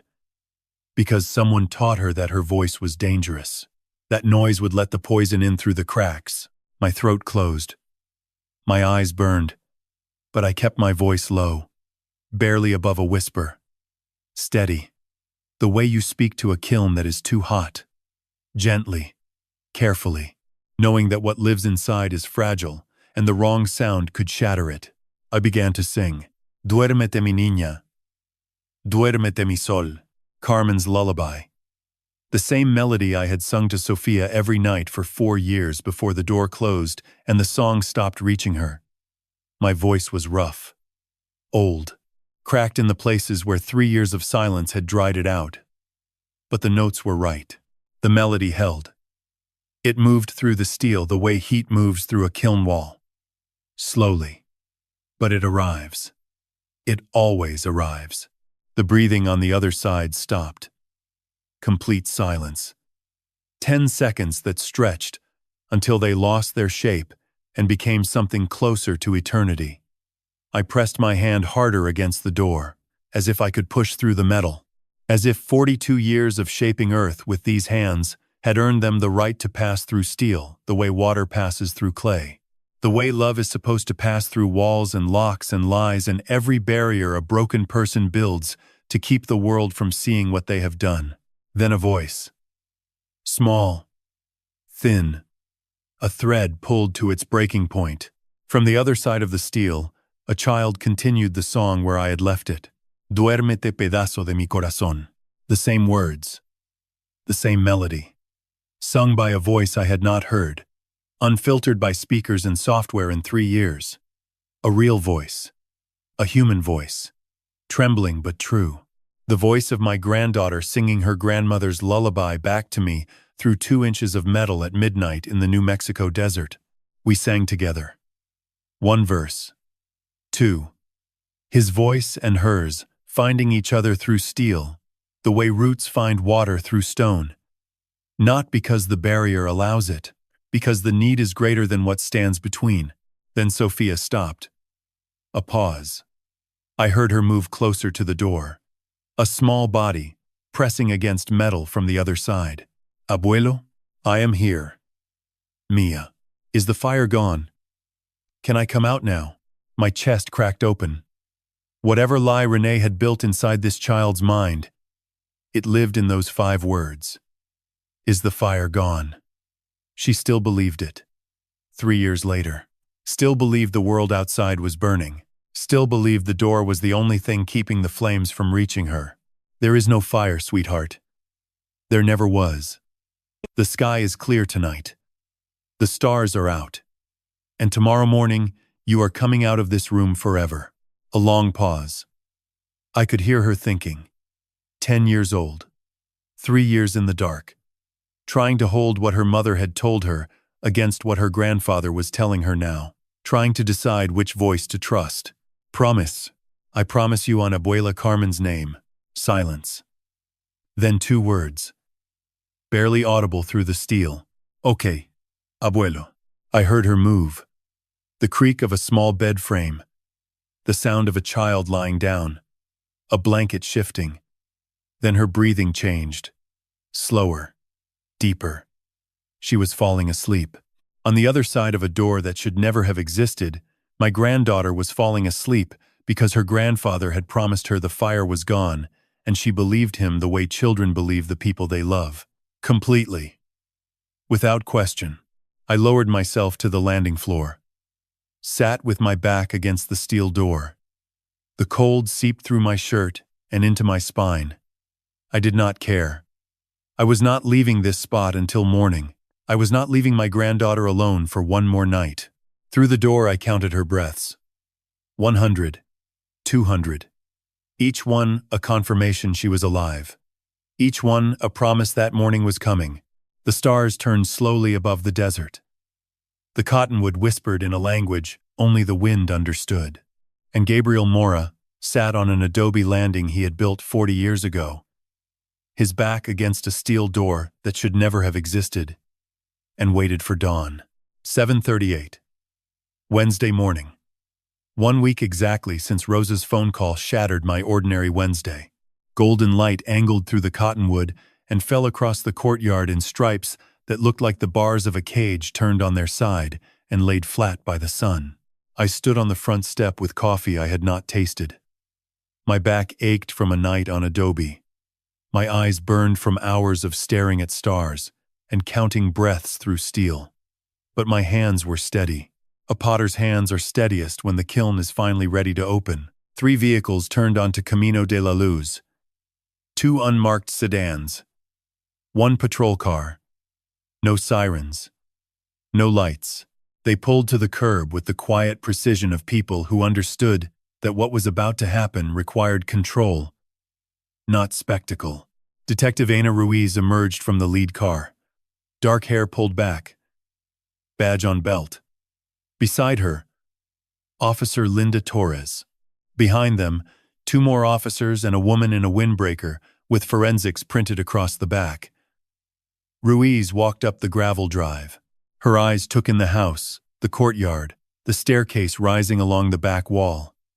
She had studied the layout from Tomas's footage. She already knew the geography of what Renee had built. Mr. Mora. We have the warrant. Are you ready? I set the coffee on the step railing. I have been ready since 2 this morning. Where is she? Upstairs. Her bedroom is ground floor, back hallway on the right. Ruiz turned to Torres. She does not go near that staircase. Torres nodded and moved toward the back entrance with 1 officer. Ruiz looked at me. You do not have to be present for this, Mr. Mora. I am going up those stairs, I said. I built them. My granddaughter is behind that door. I am not waiting anywhere else. We entered through the front. Renee's voice came from the back hallway. Confused first, then rising. What is happening? Dad, what is going on? Who are these people? Torres stepped in front of her. Ma'am, we have a warrant to search this property. Please remain here. I did not look at Renee. I walked past her through the kitchen, through the workshop, out the back door to the staircase. Ruiz beside me. The forensics woman behind us, carrying a small case. We climbed. Step 1. Step 2, close to the wall. Step 5, on the outer edge. Step 8. Carmen's step. It spoke one last time. After today, no one would climb these stairs carrying trays in the dark. After today, this staircase would go back to being what I built it for. A path to a room where a woman once painted and a baby once slept beneath a mobile of clay birds. The landing. The steel door. The keypad with its red eye. In morning light, the door looked worse than it had in moonlight. Industrial. Brutal. The kind of door that belongs on a shipping container or a meat locker, not 8 steps above a courtyard where chamomile grows between the flagstones. The forensics woman connected a device to the keypad. 30 seconds of electronic cycling. A beep. The LED turned green. The deadbolt clicked. The heaviest sound I had ever heard, and the lightest. Ruiz stepped aside. She understood what this moment was. She looked at me and nodded once. I gripped the handle. Turned it. Pushed. The smell came first. Disinfectant. Stale air. Lavender soap. The sealed-in scent of a space that has been lived in but never opened. Never touched by wind or rain or the smell of sage carried across the mesa on an October morning. A room that had been breathing its own air for 3 years. The room was small. 10 by 12. A narrow bed against the left wall. White sheets. A thin blanket. A small table with a lamp. And 3 books I recognized immediately. Carmen's copy of The Secret Garden. A collection of Pablo Neruda's poetry. A Spanish-English dictionary with a cracked spine, and Carmen's name written inside the front cover in her careful hand. Against the right wall. A child's desk. Paper scattered across it. Crayons. Colored pencils. And clay. Small shapes and tools and dust covering the surface like snow on a workbench after a long session. Then I saw what covered every other surface in the room. Birds. Hundreds of them. Small clay birds shaped from white air-dry modeling clay. Perched on the windowsill. Lined along the desk edge. Clustered on the floor beside the bed. Arranged in rows on a shelf mounted to the wall. Some no larger than my thumb. Some the size of my fist. Some crude and rough. The early work of small hands still learning. Some detailed and precise. Wings spread. Beaks open. Feathers suggested by careful impressions made with the tip of a pencil. Every single one faced the door. 312 birds. I would learn the exact number later. But standing in that doorway, with the morning light pouring past me into a room that had not seen unfiltered sunlight in 3 years, I did not count. I just saw them. An army of tiny clay creatures arranged across every surface, every beak pointed toward the place where the light was finally entering. As if they had been waiting. As if they knew. And in the far corner of the bed, pressed where 2 walls met, sat a child. Small. Thin. Brown hair tangled past her shoulders. A faded purple shirt. Gray sweatpants. Arms wrapped around a brown teddy bear clutched against her chest. Eyes wide and enormous in a face too thin to hold them. She looked at the doorway. At the light. At Ruiz. At the forensics woman. Then at me. I saw it through the thinness and the tangled hair and the 3 years of absence that had changed everything about her except the one thing that mattered. Her eyes. Carmen's eyes. Looking back at me from a 10-year-old face. Abuelo? One word. A question and a prayer and a test. As if she had dreamed this moment so many times, she could not trust that this time the door had actually opened. And the man standing in it was real, and the light behind him was the sun, and not another trick played by a world she had been taught to fear. My knees hit the adobe floor. I opened my arms. She uncurled slowly, set the bear on the bed beside her, stood on legs that trembled the way a kiln trembles in its final minutes before the fire settles. One step, another, small, uncertain, the way a bird tests a branch before trusting it with its full weight. Then she was against my chest, arms around my neck, face buried in my shoulder, and she weighed nothing. I could feel every rib through her shirt, every bone beneath my hands. A body built from gummy vitamins and organic milk, and 3 years of air that never moved. You came. Her voice broke in places a 10-year-old voice should never break. You sang our song, and you came. I could not speak.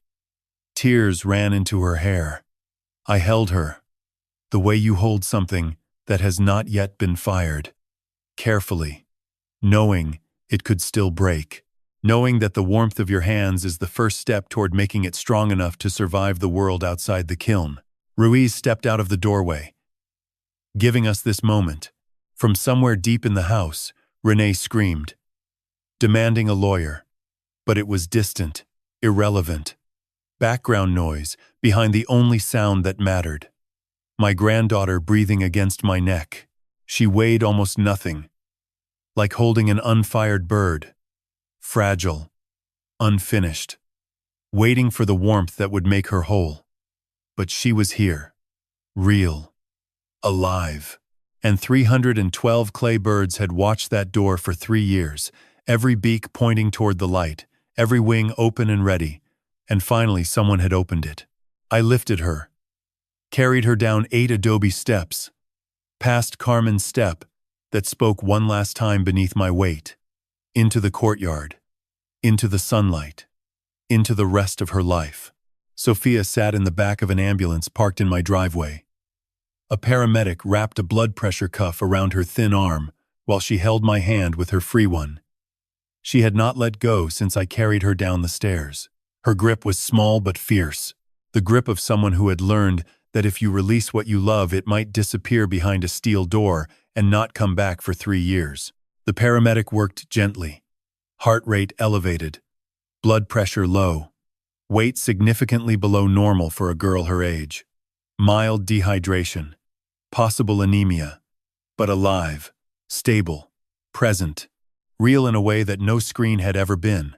I need to call your daddy, I told her. He needs to know you are safe. She looked up at me.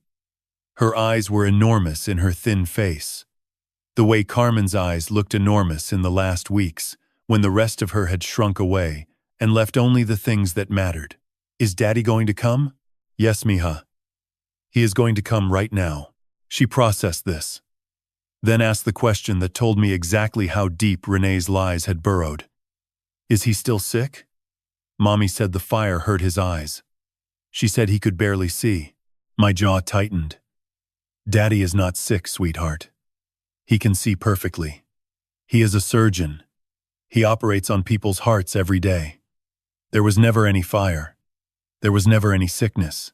Daddy is healthy, and he is going to come to you as fast as he can. She stared at me for a long time, processing 3 years of fiction crumbling against 5 sentences of truth.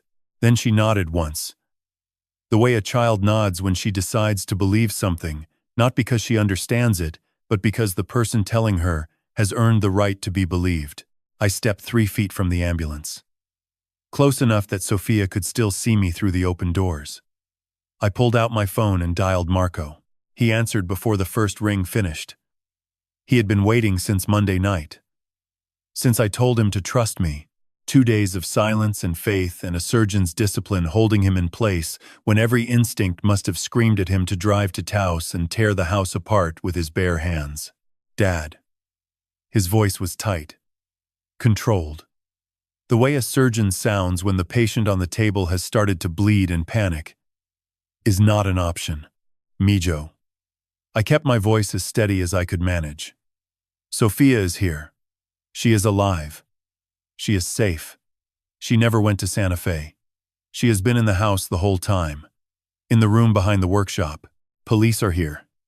She is with paramedics. She is thin and scared, but she is alive, and she is asking for you. Silence. 3 seconds. 5. 7. I counted them, the way I had counted everything that week. Breaths through steel. Minutes behind locked doors. Dollars stolen from a dead woman's trust. Then a sound came through the phone that I had never heard from my son. Not in 39 years. A sound between a gasp and a collapse. The sound a man makes when the floor drops out from under everything he built his certainty upon. Voices in the background. Someone asking if he was okay. The clatter of something falling. A surgical tray, maybe. A phone, fumbled and recovered. Dad.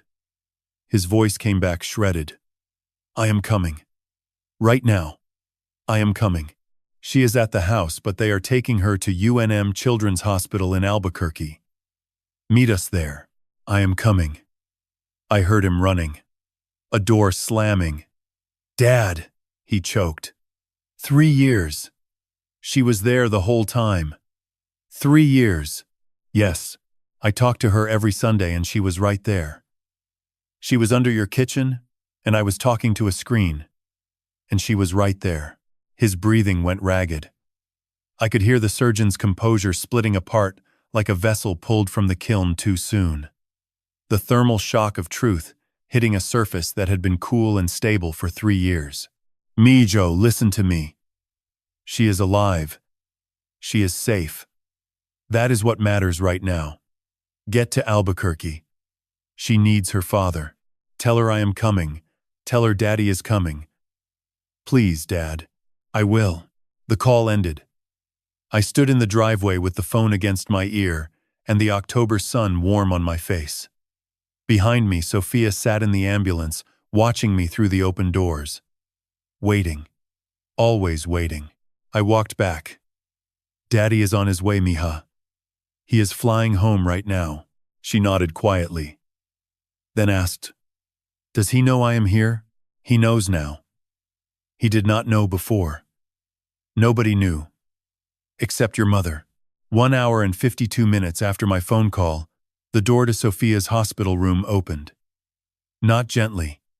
It swung wide and hit the wall behind it with a sound like a hand slapped flat against wet clay. Marco stood in the doorway. Blue surgical scrubs. No coat. No bag. His hospital badge still clipped to his chest. He had driven to Denver International and boarded the first flight to Albuquerque without changing. Without packing. Without anything. Except the clothes he was operating in 2 hours earlier. His eyes found Sophia, and everything in him collapsed.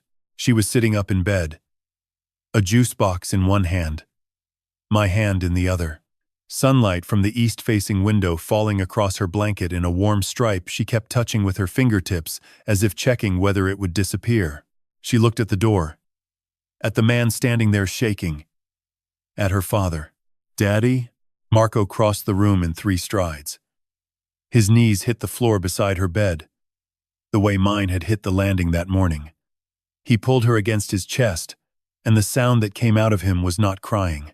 It was something deeper than crying, something that had been building inside him for 3 years, without his knowing it existed. Grief for a loss he never knew he had suffered. Sophia wrapped her thin arms around his neck and held on. They stayed that way for a long time. Marco's shoulders heaving.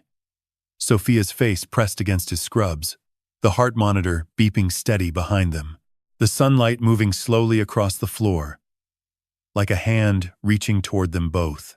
Then Sophia pulled back, looked at her father's face. Wet, red, broken in ways she could see even at 10 years old. Papa, why didn't you come find me? 4 words, simple, honest. The way only a child can be honest. No accusation, no anger, just a question asked by a girl who loved her father and could not understand why love had not been enough to bring him through the door. Marco opened his mouth, closed it, opened it again. Nothing came. Because what could he say? Because I believed your mother. Because I trusted a screen. Because I planned to visit at Christmas and thought that was soon enough. Because I was a surgeon who saved strangers' hearts every day and never once checked whether his own daughter still had hers. He pulled her back against his chest and said the only thing left. I am here now, baby. I am here now. And I am never leaving again. Sophia rested her head against his shoulder. Closed her eyes. Safe. Held by both her father and her grandfather in the same room at the same time. No screen between them. No software. No mask. And the question lived on. The way a crack lives inside a vessel that looks whole from the outside. Invisible until the day it finally splits. Not because he could not answer it, but because the answer was too simple and too terrible. He did not come because he believed. Because believing was easier than measuring. Because a screen showed him what he wanted to see, and he never pressed his hands against it to feel whether the warmth behind the glass was real. Papa, why didn't you come find me? The simplest question. The hardest answer.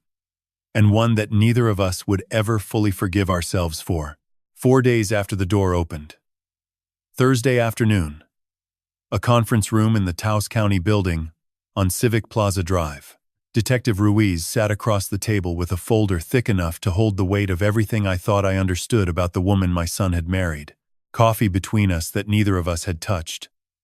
The room smelled like paper and fluorescent light, and the particular stillness of a space where terrible things are explained in calm voices. Ruiz opened the folder and spread documents across the table, the way a potter spreads tools before beginning a demolition. Organized. Deliberate. Each piece placed where it would do the most work. Mr. Mora, I want to walk you through what we have confirmed. Some of this you already know. Some will be new. None of it will be easy. I nodded. Go ahead. She pulled out the first document. A printout from a Craigslist posting archived by her digital forensics team. The room was built by a contractor named Luis Padilla, out of Albuquerque. Renee found him through an online listing in February of 21, 1 month before Sophia supposedly left for Santa Fe. She paid him $30,000 in cash. No contract, no permits. No paper trail, except this posting and 4 text messages recovered from his phone. She slid a screenshot across the table. Renee's message read, needs complete soundproofing. Child has severe sensory disorder. Doctor recommended therapeutic isolation room. Must be finished by March 1st. Padilla's reply. Can do. Cash only. When is the homeowner away? Renee's answer. He visits his son in Denver, the 2nd week of March. You will have 5 days. I stared at the words. 5 days. I had visited Marco that week.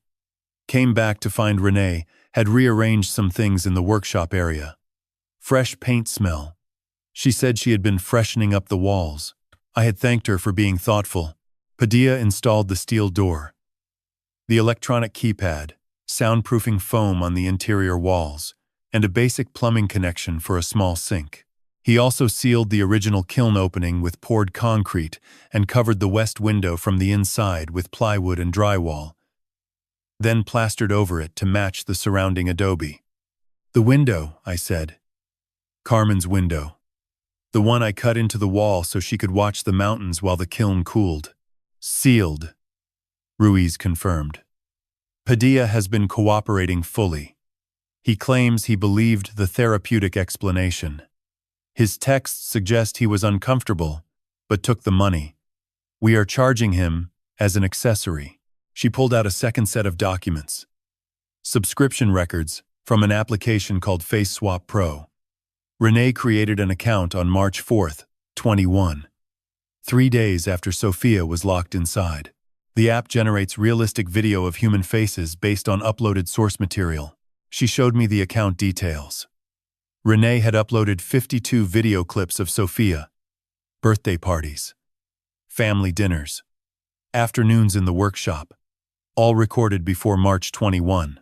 The software used these clips to build a digital model of Sophia's face that could speak, smile, move, and age over time to simulate natural growth. It generated appropriate backgrounds from reference images. In this case, stock photographs of school environments, purchased from the same websites I had already identified. $19.99 per month, Ruiz said. 3 years of synthetic video used to deceive you and your son into believing Sophia was alive and thriving in Santa Fe while she was locked in a room directly behind your workshop. She set that aside and opened the financial section. This confirms what Dolores Vega reported. The education trust totaled $1.4 million. Since Renee gained sole access, $980,000 has been withdrawn and traced to 3 gambling platforms.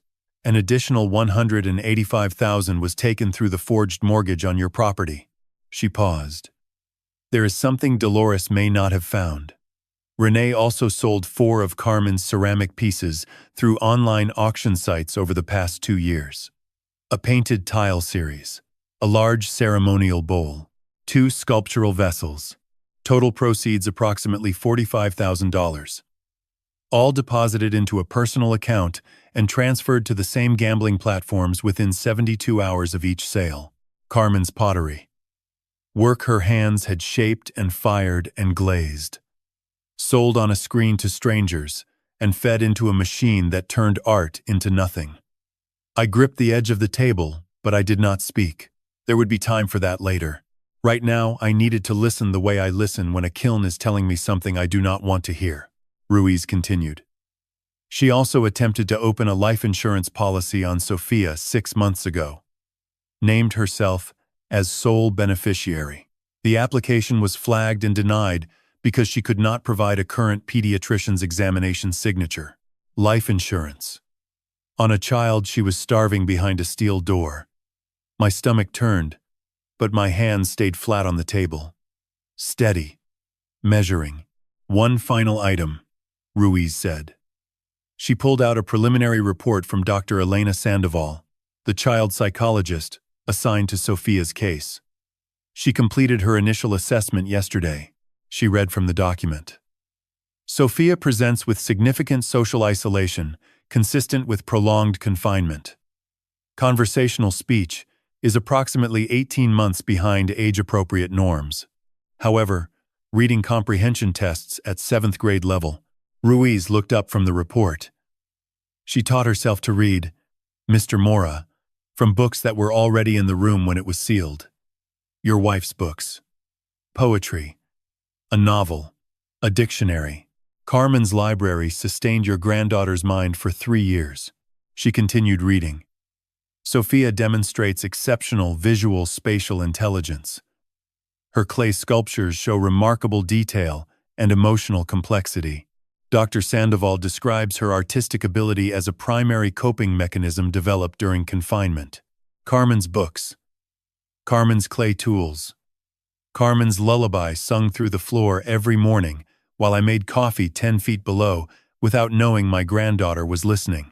Seeds my wife had planted in that room 30 years ago when it was a studio full of light and paint and music. Seeds that bloomed in darkness because that is what Carmen's gifts always did. They found a way to grow no matter what surrounded them. Ruiz closed the folder and leaned back. Mr. Mora. In 15 years of investigations, I have seen many terrible things. But this level of planning, this precision. She shook her head. She did not act in a moment of madness. She built this the way a potter builds a kiln. Layer by layer. System by system. Every contingency designed. Every witness neutralized. Every exit sealed. Architecture, I said. The word Dolores had used. Yes. Ruiz met my eyes. Architecture built to imprison a child and hide a gambling addiction. Designed to function indefinitely. If your cleaning woman had not heard that singing, if Sophia had not let her voice slip through for those few seconds on a Wednesday morning, this could have continued for years. But she did sing, I said. And Rosa heard it. And here we are. Here we are, Ruiz repeated. I stood. My legs held. At the door I turned back. The birds, I said. The clay birds, Sophia made. The ones that covered every surface. Can I have them? After processing, yes. They are yours. I walked out into the Thursday afternoon sun. Warm on my face. Real. The way Sophia had touched the ambulance window and whispered, "Is this real, son?" I thought of Carmen's books and Carmen's tools and Carmen's lullaby. All left behind without a plan. All becoming the architecture of survival. 2 builders. 2 structures. Renee had built a prison of steel and silence and digital masks. Carmen had built something stronger without knowing it. Clay and poetry and a lullaby and a brown teddy bear. One structure designed to contain, the other designed to endure. And my granddaughter had lived inside both for 3 years and chosen every single day which one to believe in. Later that afternoon, Ruiz brought me to a second room down the hallway. Smaller. A long table covered with clear plastic evidence bags, arranged in rows like vessels cooling after a firing. Each bag held a small clay figure. Hundreds of them. Even through the plastic, the shapes were unmistakable. Birds. Everyone a bird. Dr. Elena Sandoval arrived 5 minutes later. Dark hair pulled back. Kind, steady eyes. She carried a tablet and a thin folder of notes. She shook my hand and moved to the head of the table. What you are looking at is approximately 312 clay sculptures created by Sophia over a period of roughly 3 years. They were removed from the room during evidence processing. I have been cataloging them as part of my psychological assessment. She gestured to the first row. These are the earliest works, created when Sophia was approximately 7. Shortly after, confinement began. You can see the motor control is age-appropriate. Simple shapes. The emotional content is primarily confusion and fear. I looked. Small lumps pressed into rough bird shapes, heavy thumbprints, uneven wings. The marks of a frightened child pressing too hard because pressing hard was the only power she had. Sandoval moved to the middle rows. By the end of the first year, her work changes dramatically. Proportions improve. Detail increases. She is developing skill at an accelerated rate because sculpting is her primary activity, her only language. The birds had become recognizable. Detailed feathers scored with a pencil tip. Open beaks. Eyes shaped with care. Some perched. Some in flight. Some with wings folded close as if sheltering themselves from something cold. She tapped the tablet. These subjects repeat throughout the collection. But one element appears in over 60% of all pieces. Every bird in this room faces the same direction. Toward the door. 47 of them have their wings fully extended, preparing to fly. She met my eyes. She did not document her captivity, Mr. Mora. She sculpted her way out of it. Repeatedly. Obsessively. Every day she shaped another bird and aimed it at the exit. And I believe that act of creation is what preserved her. Sandoval lifted one bag from the final section. The last bird Sophia made before the rescue. The most refined of all. Detailed wings spread wide. Head tilted upward. I could see even through the plastic that the clay had been worked with patience and intention. A small masterpiece made by hands that had practiced every day for 3 years with no teacher except instinct and whatever memory remained of watching her grandmother and her grandfather shape earth into meaning. Sandoval turned the bird over. On the underside, scratched into the soft clay, with what appeared to be the tip of a pencil, were 2 words in careful, uneven letters. Abuelo viene. Grandfather is coming. I reached for the bag. Sandoval nodded. I held it in both hands and read those 2 words, written by a child who had been locked in a room for 3 years. Who could hear me making coffee every morning through the floor? Who could probably smell it? Who shaped me into a doorway made of clay, because that was the only future she allowed herself to imagine. Sandoval spoke once more. In the room we also recovered your wife's books. A collection of Neruda's poetry. The Secret Garden. A Spanish-English dictionary. Sophia read them all, some of them twice. Her reading comprehension tests at 7th grade level. She taught herself using materials your wife left behind 30 years ago. She paused. And the bear. The teddy bear she was holding when you found her. Sophia calls it Abuela.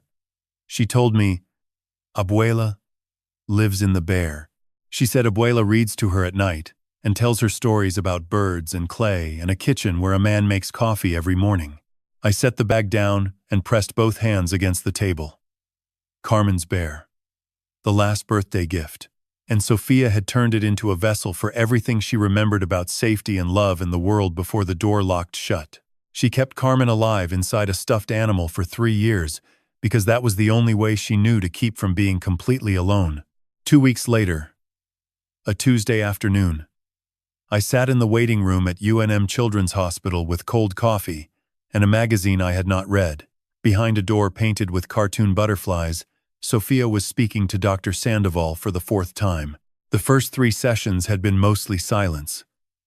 Sandoval said that was normal, that children who lived through prolonged isolation needed time to rediscover their own voice. But today Sophia talked. Sandoval came out at 3:45 and sat beside me. She told me about the first day, Sandoval said. March 5th, 21. Renee brought her upstairs and said they were playing a hiding game. Then over the following days, the story grew.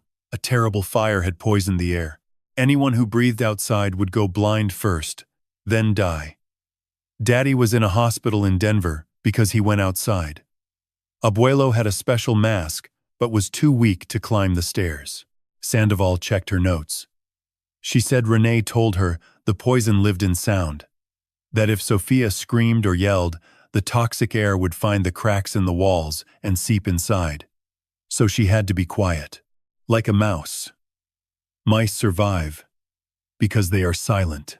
I thought of that first Wednesday. Rosa hearing faint, singing through the wall. So quiet you would miss it if the wind was blowing. 3 years of trained silence. 3 years of a child believing her own voice was a weapon that could kill the people she loved. Sandoval continued. She told me she could hear you every morning. The cabinet opening, the coffee grinder, the water filling the pot, the chair scraping the floor when you sit down. She said it was her clock. It meant the day was starting. It meant Abuelo was alive. My throat closed. Every morning for 3 years I had stood in that kitchen grinding beans and boiling water, while directly on the other side of the wall, my granddaughter pressed her ear against adobe and listened to me live my life, drawing comfort from the sound of a coffee maker because it was the only proof she had that I existed. At the end of the session, Sandoval said, I told her the truth. I told her there was no fire, that the air had always been safe, that she could have walked out of that room at any time if the door had not been locked. She was quiet for a very long time. Then she said 4 words. So Mama lied. I told her yes. Sandoval said, I told her the air was safe. That sound could not hurt anyone. That she was allowed to speak and yell and sing as loud as she wanted for the rest of her life. Sandoval looked at me. The professional composure slipped for just a moment. She opened her mouth and she screamed. Not fear. Release. Pure sound. As loud as she could make it. 10 seconds. Then she stopped and smiled and said I wanted to do that for a very long time. I sat back. Let the tears fall. My granddaughter had screamed. After 3 years of believing her voice could kill, she opened her mouth and let the sound pour out of her like fire from a kiln door thrown wide. 10 seconds of pure, ungoverned noise. 3 years of silence broken in one beautiful, defiant moment. And she smiled afterward. That smile was worth everything. 4 months after the rescue, the Taos County Courthouse stood brown and solid under a November sky. Adobe walls, 3 feet thick. A building made of the same earth Carmen and I had shaped our lives from. Even justice here was built from clay. I wore the Navy suit Carmen picked out for our 40th anniversary. The last suit she ever chose for me. Marco sat to my left in a charcoal blazer. His hands folded so tightly, his knuckles had gone white. Sophia was not present. Dr. Sandoval had testified in a pretrial hearing that exposing a 10-year-old to the woman who imprisoned her would cause irreparable psychological harm. The judge agreed. Sophia stayed home with Dolores, drawing at the kitchen table with a new set of colored pencils and a stack of paper thick enough to last a week. She did not know that today the world would decide what her mother deserved. The courtroom held maybe 60 people. Reporters filled the first 2 rows on the left. Neighbors, friends, and strangers who had followed the story filled the rest. I recognized Tomás in the 4th row, arms crossed, jaw set like a man watching a fire he wished he had reported sooner. Rosa sat near the back in a dark blue dress, her hands folded in her lap. She had not missed a single day of proceedings. Renee entered from a side door in an orange jumpsuit, wrists cuffed in front. She had lost weight. Her hair hung flat against her shoulders. She did not look at me. She did not look at Marco. She looked straight ahead at the judge's bench, like a woman who had already decided this was happening to someone else. Prosecutor Angela Reyes opened with a single sentence. For 1,095 days, Renee Mora kept a 7-year-old child locked in a 10 by 12-foot room and told her the sky was poison.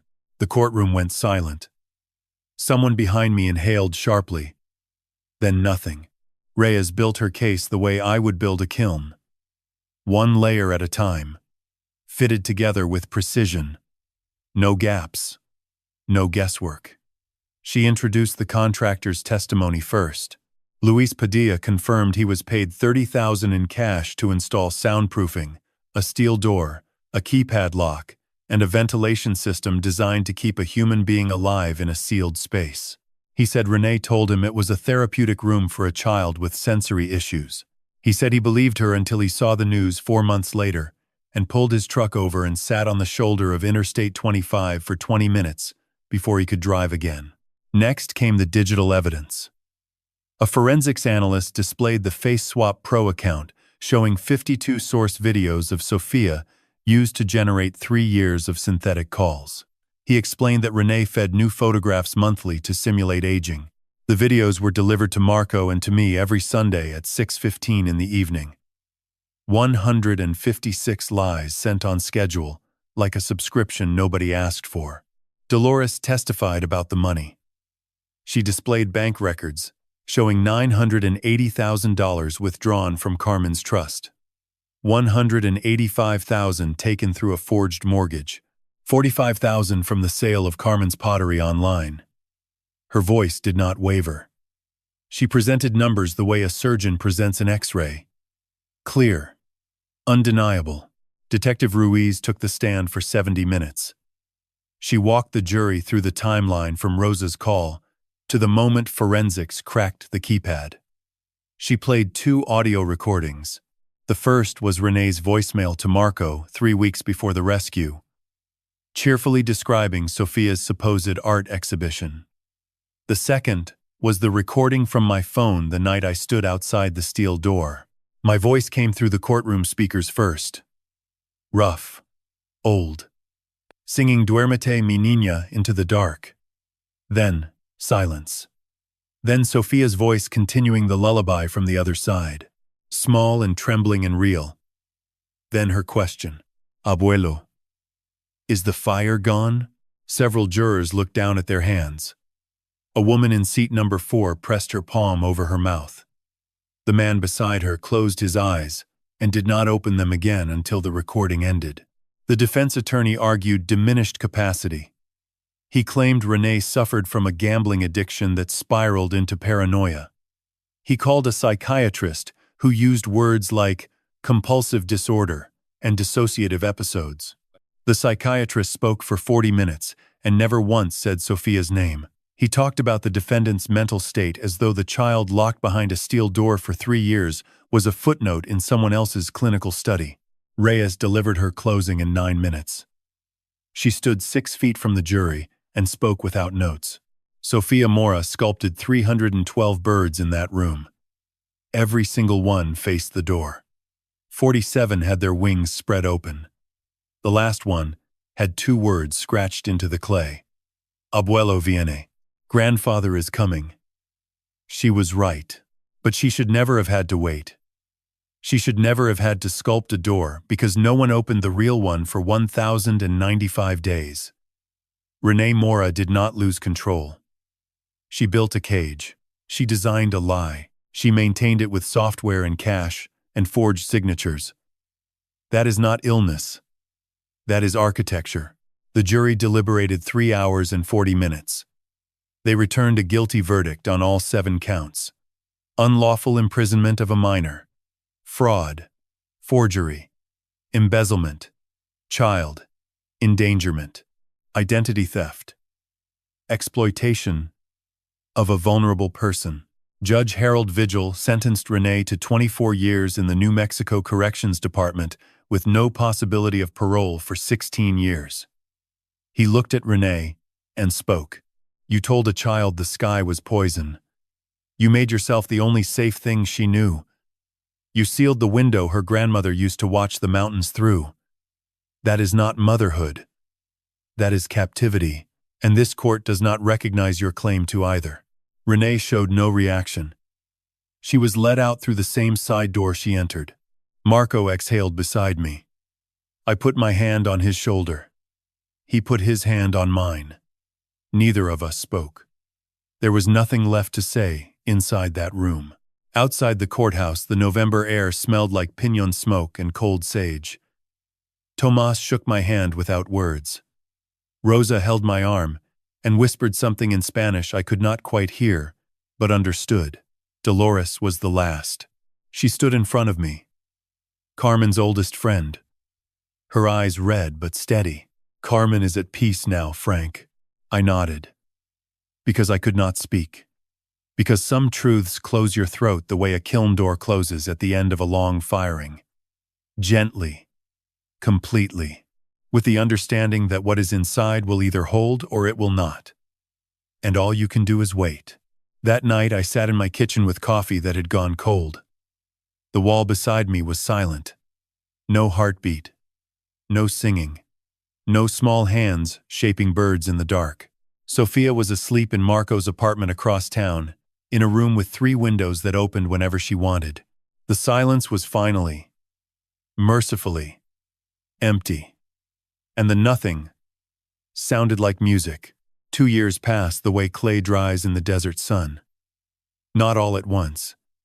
Not in any single dramatic moment, but slowly, grain by grain, until what was soft becomes solid, and what was fragile becomes something you can trust your weight to. Sophia turned 12 in October. Marco bought a house 4 blocks from mine on Kit Carson Road. A single-story adobe with a wide portal and a cottonwood in the backyard that reminded me so much of ours, I had to turn away the first time I saw it. He chose it on purpose. He told me Sophia asked for 2 things when they went house hunting. A tree like abuelos. And windows that open. Every room in that house has windows that open. The kitchen has 3. The living room has 4. But Sophia's bedroom has 6. 6 windows in a single room, each one facing a different angle of sky, as though the builder understood that a child who lived in darkness for 3 years would need every possible direction of light. She calls it the Sunshine Room. Named it herself on moving day. Marco let her choose the paint color. She picked a shade called Desert Sunrise Gold, a warm yellow that glows when the afternoon light hits it. She painted one wall herself with a roller too big for her hands. The streaks are still visible. Marco never repainted them. He said those streaks are proof that Sophia chose something and made it real with her own hands. I understood exactly what he meant. Sophia attends Taos Elementary now. A real school with real children and real teachers who know her name. She started in 4th grade, 2 years behind. Within 9 months, she tested into 6th. Her reading level is 9th grade. Dr. Sandoval attributes this to the 3 years Sophia spent teaching herself from Carmen's books. The Secret Garden. My wife's library kept our granddaughter's mind alive in the dark. She has friends. 2 girls named Isabella and Chloe who live on the same block and ride bikes with her after school. They do not know the full story. They know Sophia lived somewhere else for a while. That is enough for 12-year-olds. They care more about whether Sophia can do a wheelie than where she was 3 years ago. She cannot do one yet. She is working on it. Marco works from home now. Left the Denver hospital. Took a teaching position at UNM, so he could be present every morning and every evening. He makes Sophia breakfast at 7:15, pancakes on Mondays, eggs the rest of the week, cereal on Fridays because Sophia says Fridays should be easy. Sundays they come to my house. Every Sunday morning Sophia walks through my front door without knocking. She goes straight to the kitchen, pours herself a glass of orange juice, sits at the table, and looks at the wall beside the stove for exactly 3 seconds. Then she looks at me and smiles and says, "Good morning, abuelo." And we begin our day. I asked her once why she looks at the wall. She said, "I am making sure it is quiet." I said, "It will always be quiet now." She said, "I know, but I like to check." Sandoval told me, "This ritual may continue for years, perhaps for life." She said it is not fear. It is Sophia confirming her own freedom. The way a bird released from a cage still glances at the open door, not because it is afraid of going back, because it remembers what it means to be out. 3 months ago I reopened the workshop, cleaned the wheel, reconnected the kiln, and Sophia asked if she could learn. We started with wedging, then centering, then pulling walls from spinning earth the way Carmen taught me 40 years ago and the way I should have taught Sophia before the door ever closed. She was clumsy at first, off-center, the clay collapsing under uneven pressure. But her hands learned fast. They remembered something her mind had forgotten, the feel of wet earth yielding to patient fingers, the rhythm of the wheel, the quiet conversation between maker and material that requires no words. Last Saturday, she threw her first bird on the wheel, not sculpted from air-dry clay with her fingers the way she had shaped 312 birds in that room. Thrown on a real wheel, from real Taos earth dug from the riverbank. She shaped it with tools Carmen had used, trimmed it with a wire Carmen had strung. And when it was ready, I set it in the kiln, and we fired it together. 12 hours. She stayed for every one of them, watching the temperature climb, watching the heat do what heat does to clay. Transform it, harden it, make it permanent. When the kiln cooled and we opened the door, the bird sat on the shelf, small, solid, glazed in turquoise, the color of a New Mexico summer sky. Sophia lifted it with both hands, held it the way you hold something that has survived a journey you were not sure it would complete. Then she looked at me and said the words I will carry for the rest of my life. "This one does not need to face the door anymore, abuelo. This one can fly." I set the bird on the kitchen windowsill beside Carmen's old sugar bowl. It looked right there, like it had always belonged. That night I sat alone in the kitchen at 11. Decaf coffee. The good kind of quiet. The kind you earn. I still press my palm against the wall some mornings, when nobody is watching. I hear nothing, and the nothing still sounds like music. If you have stayed with me through this story, I want to leave you with what I learned sitting in this kitchen after everything was over. Trust your discomfort. The morning Rosa called. Something in my hands knew the truth before my mind did. A tremor. The way clay trembles on the wheel when the center is off. If something feels wrong in your home, in your family, in the space where your children breathe, do not wait for proof. Move. Read the walls. I spent my life reading clay, but I never read the people around me with the same care. Measure their words against their actions. When the surface looks perfect but something beneath feels wrong, believe the beneath. Children speak in languages we forget to learn. Sophia sculpted 312 birds. She pressed her ear to the floor every morning. She sang a lullaby in the dark. She told me everything she needed me to know in a language I had not learned to hear.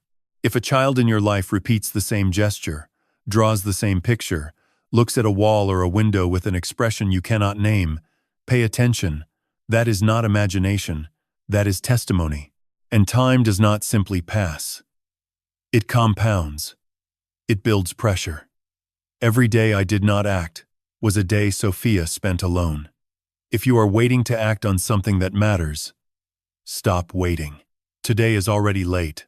Tomorrow morning I will wake at 6. Make coffee. Sit at this table. And at 7:30, Sophia will walk through my door without knocking. She will pour orange juice. She will glance at the wall for 3 seconds. Then she will look at me and say, "Good morning, abuelo." And the morning will be good. If this story made you think of a wall you have been afraid to touch, I am asking you now. Touch it. Read it with your hands. Listen to what lives on the other side. Do not wait for a cleaning woman to hear what you should have heard yourself. Be the one who opens the kiln. God bless you. God bless your family. And God bless every child still waiting for someone to open the door.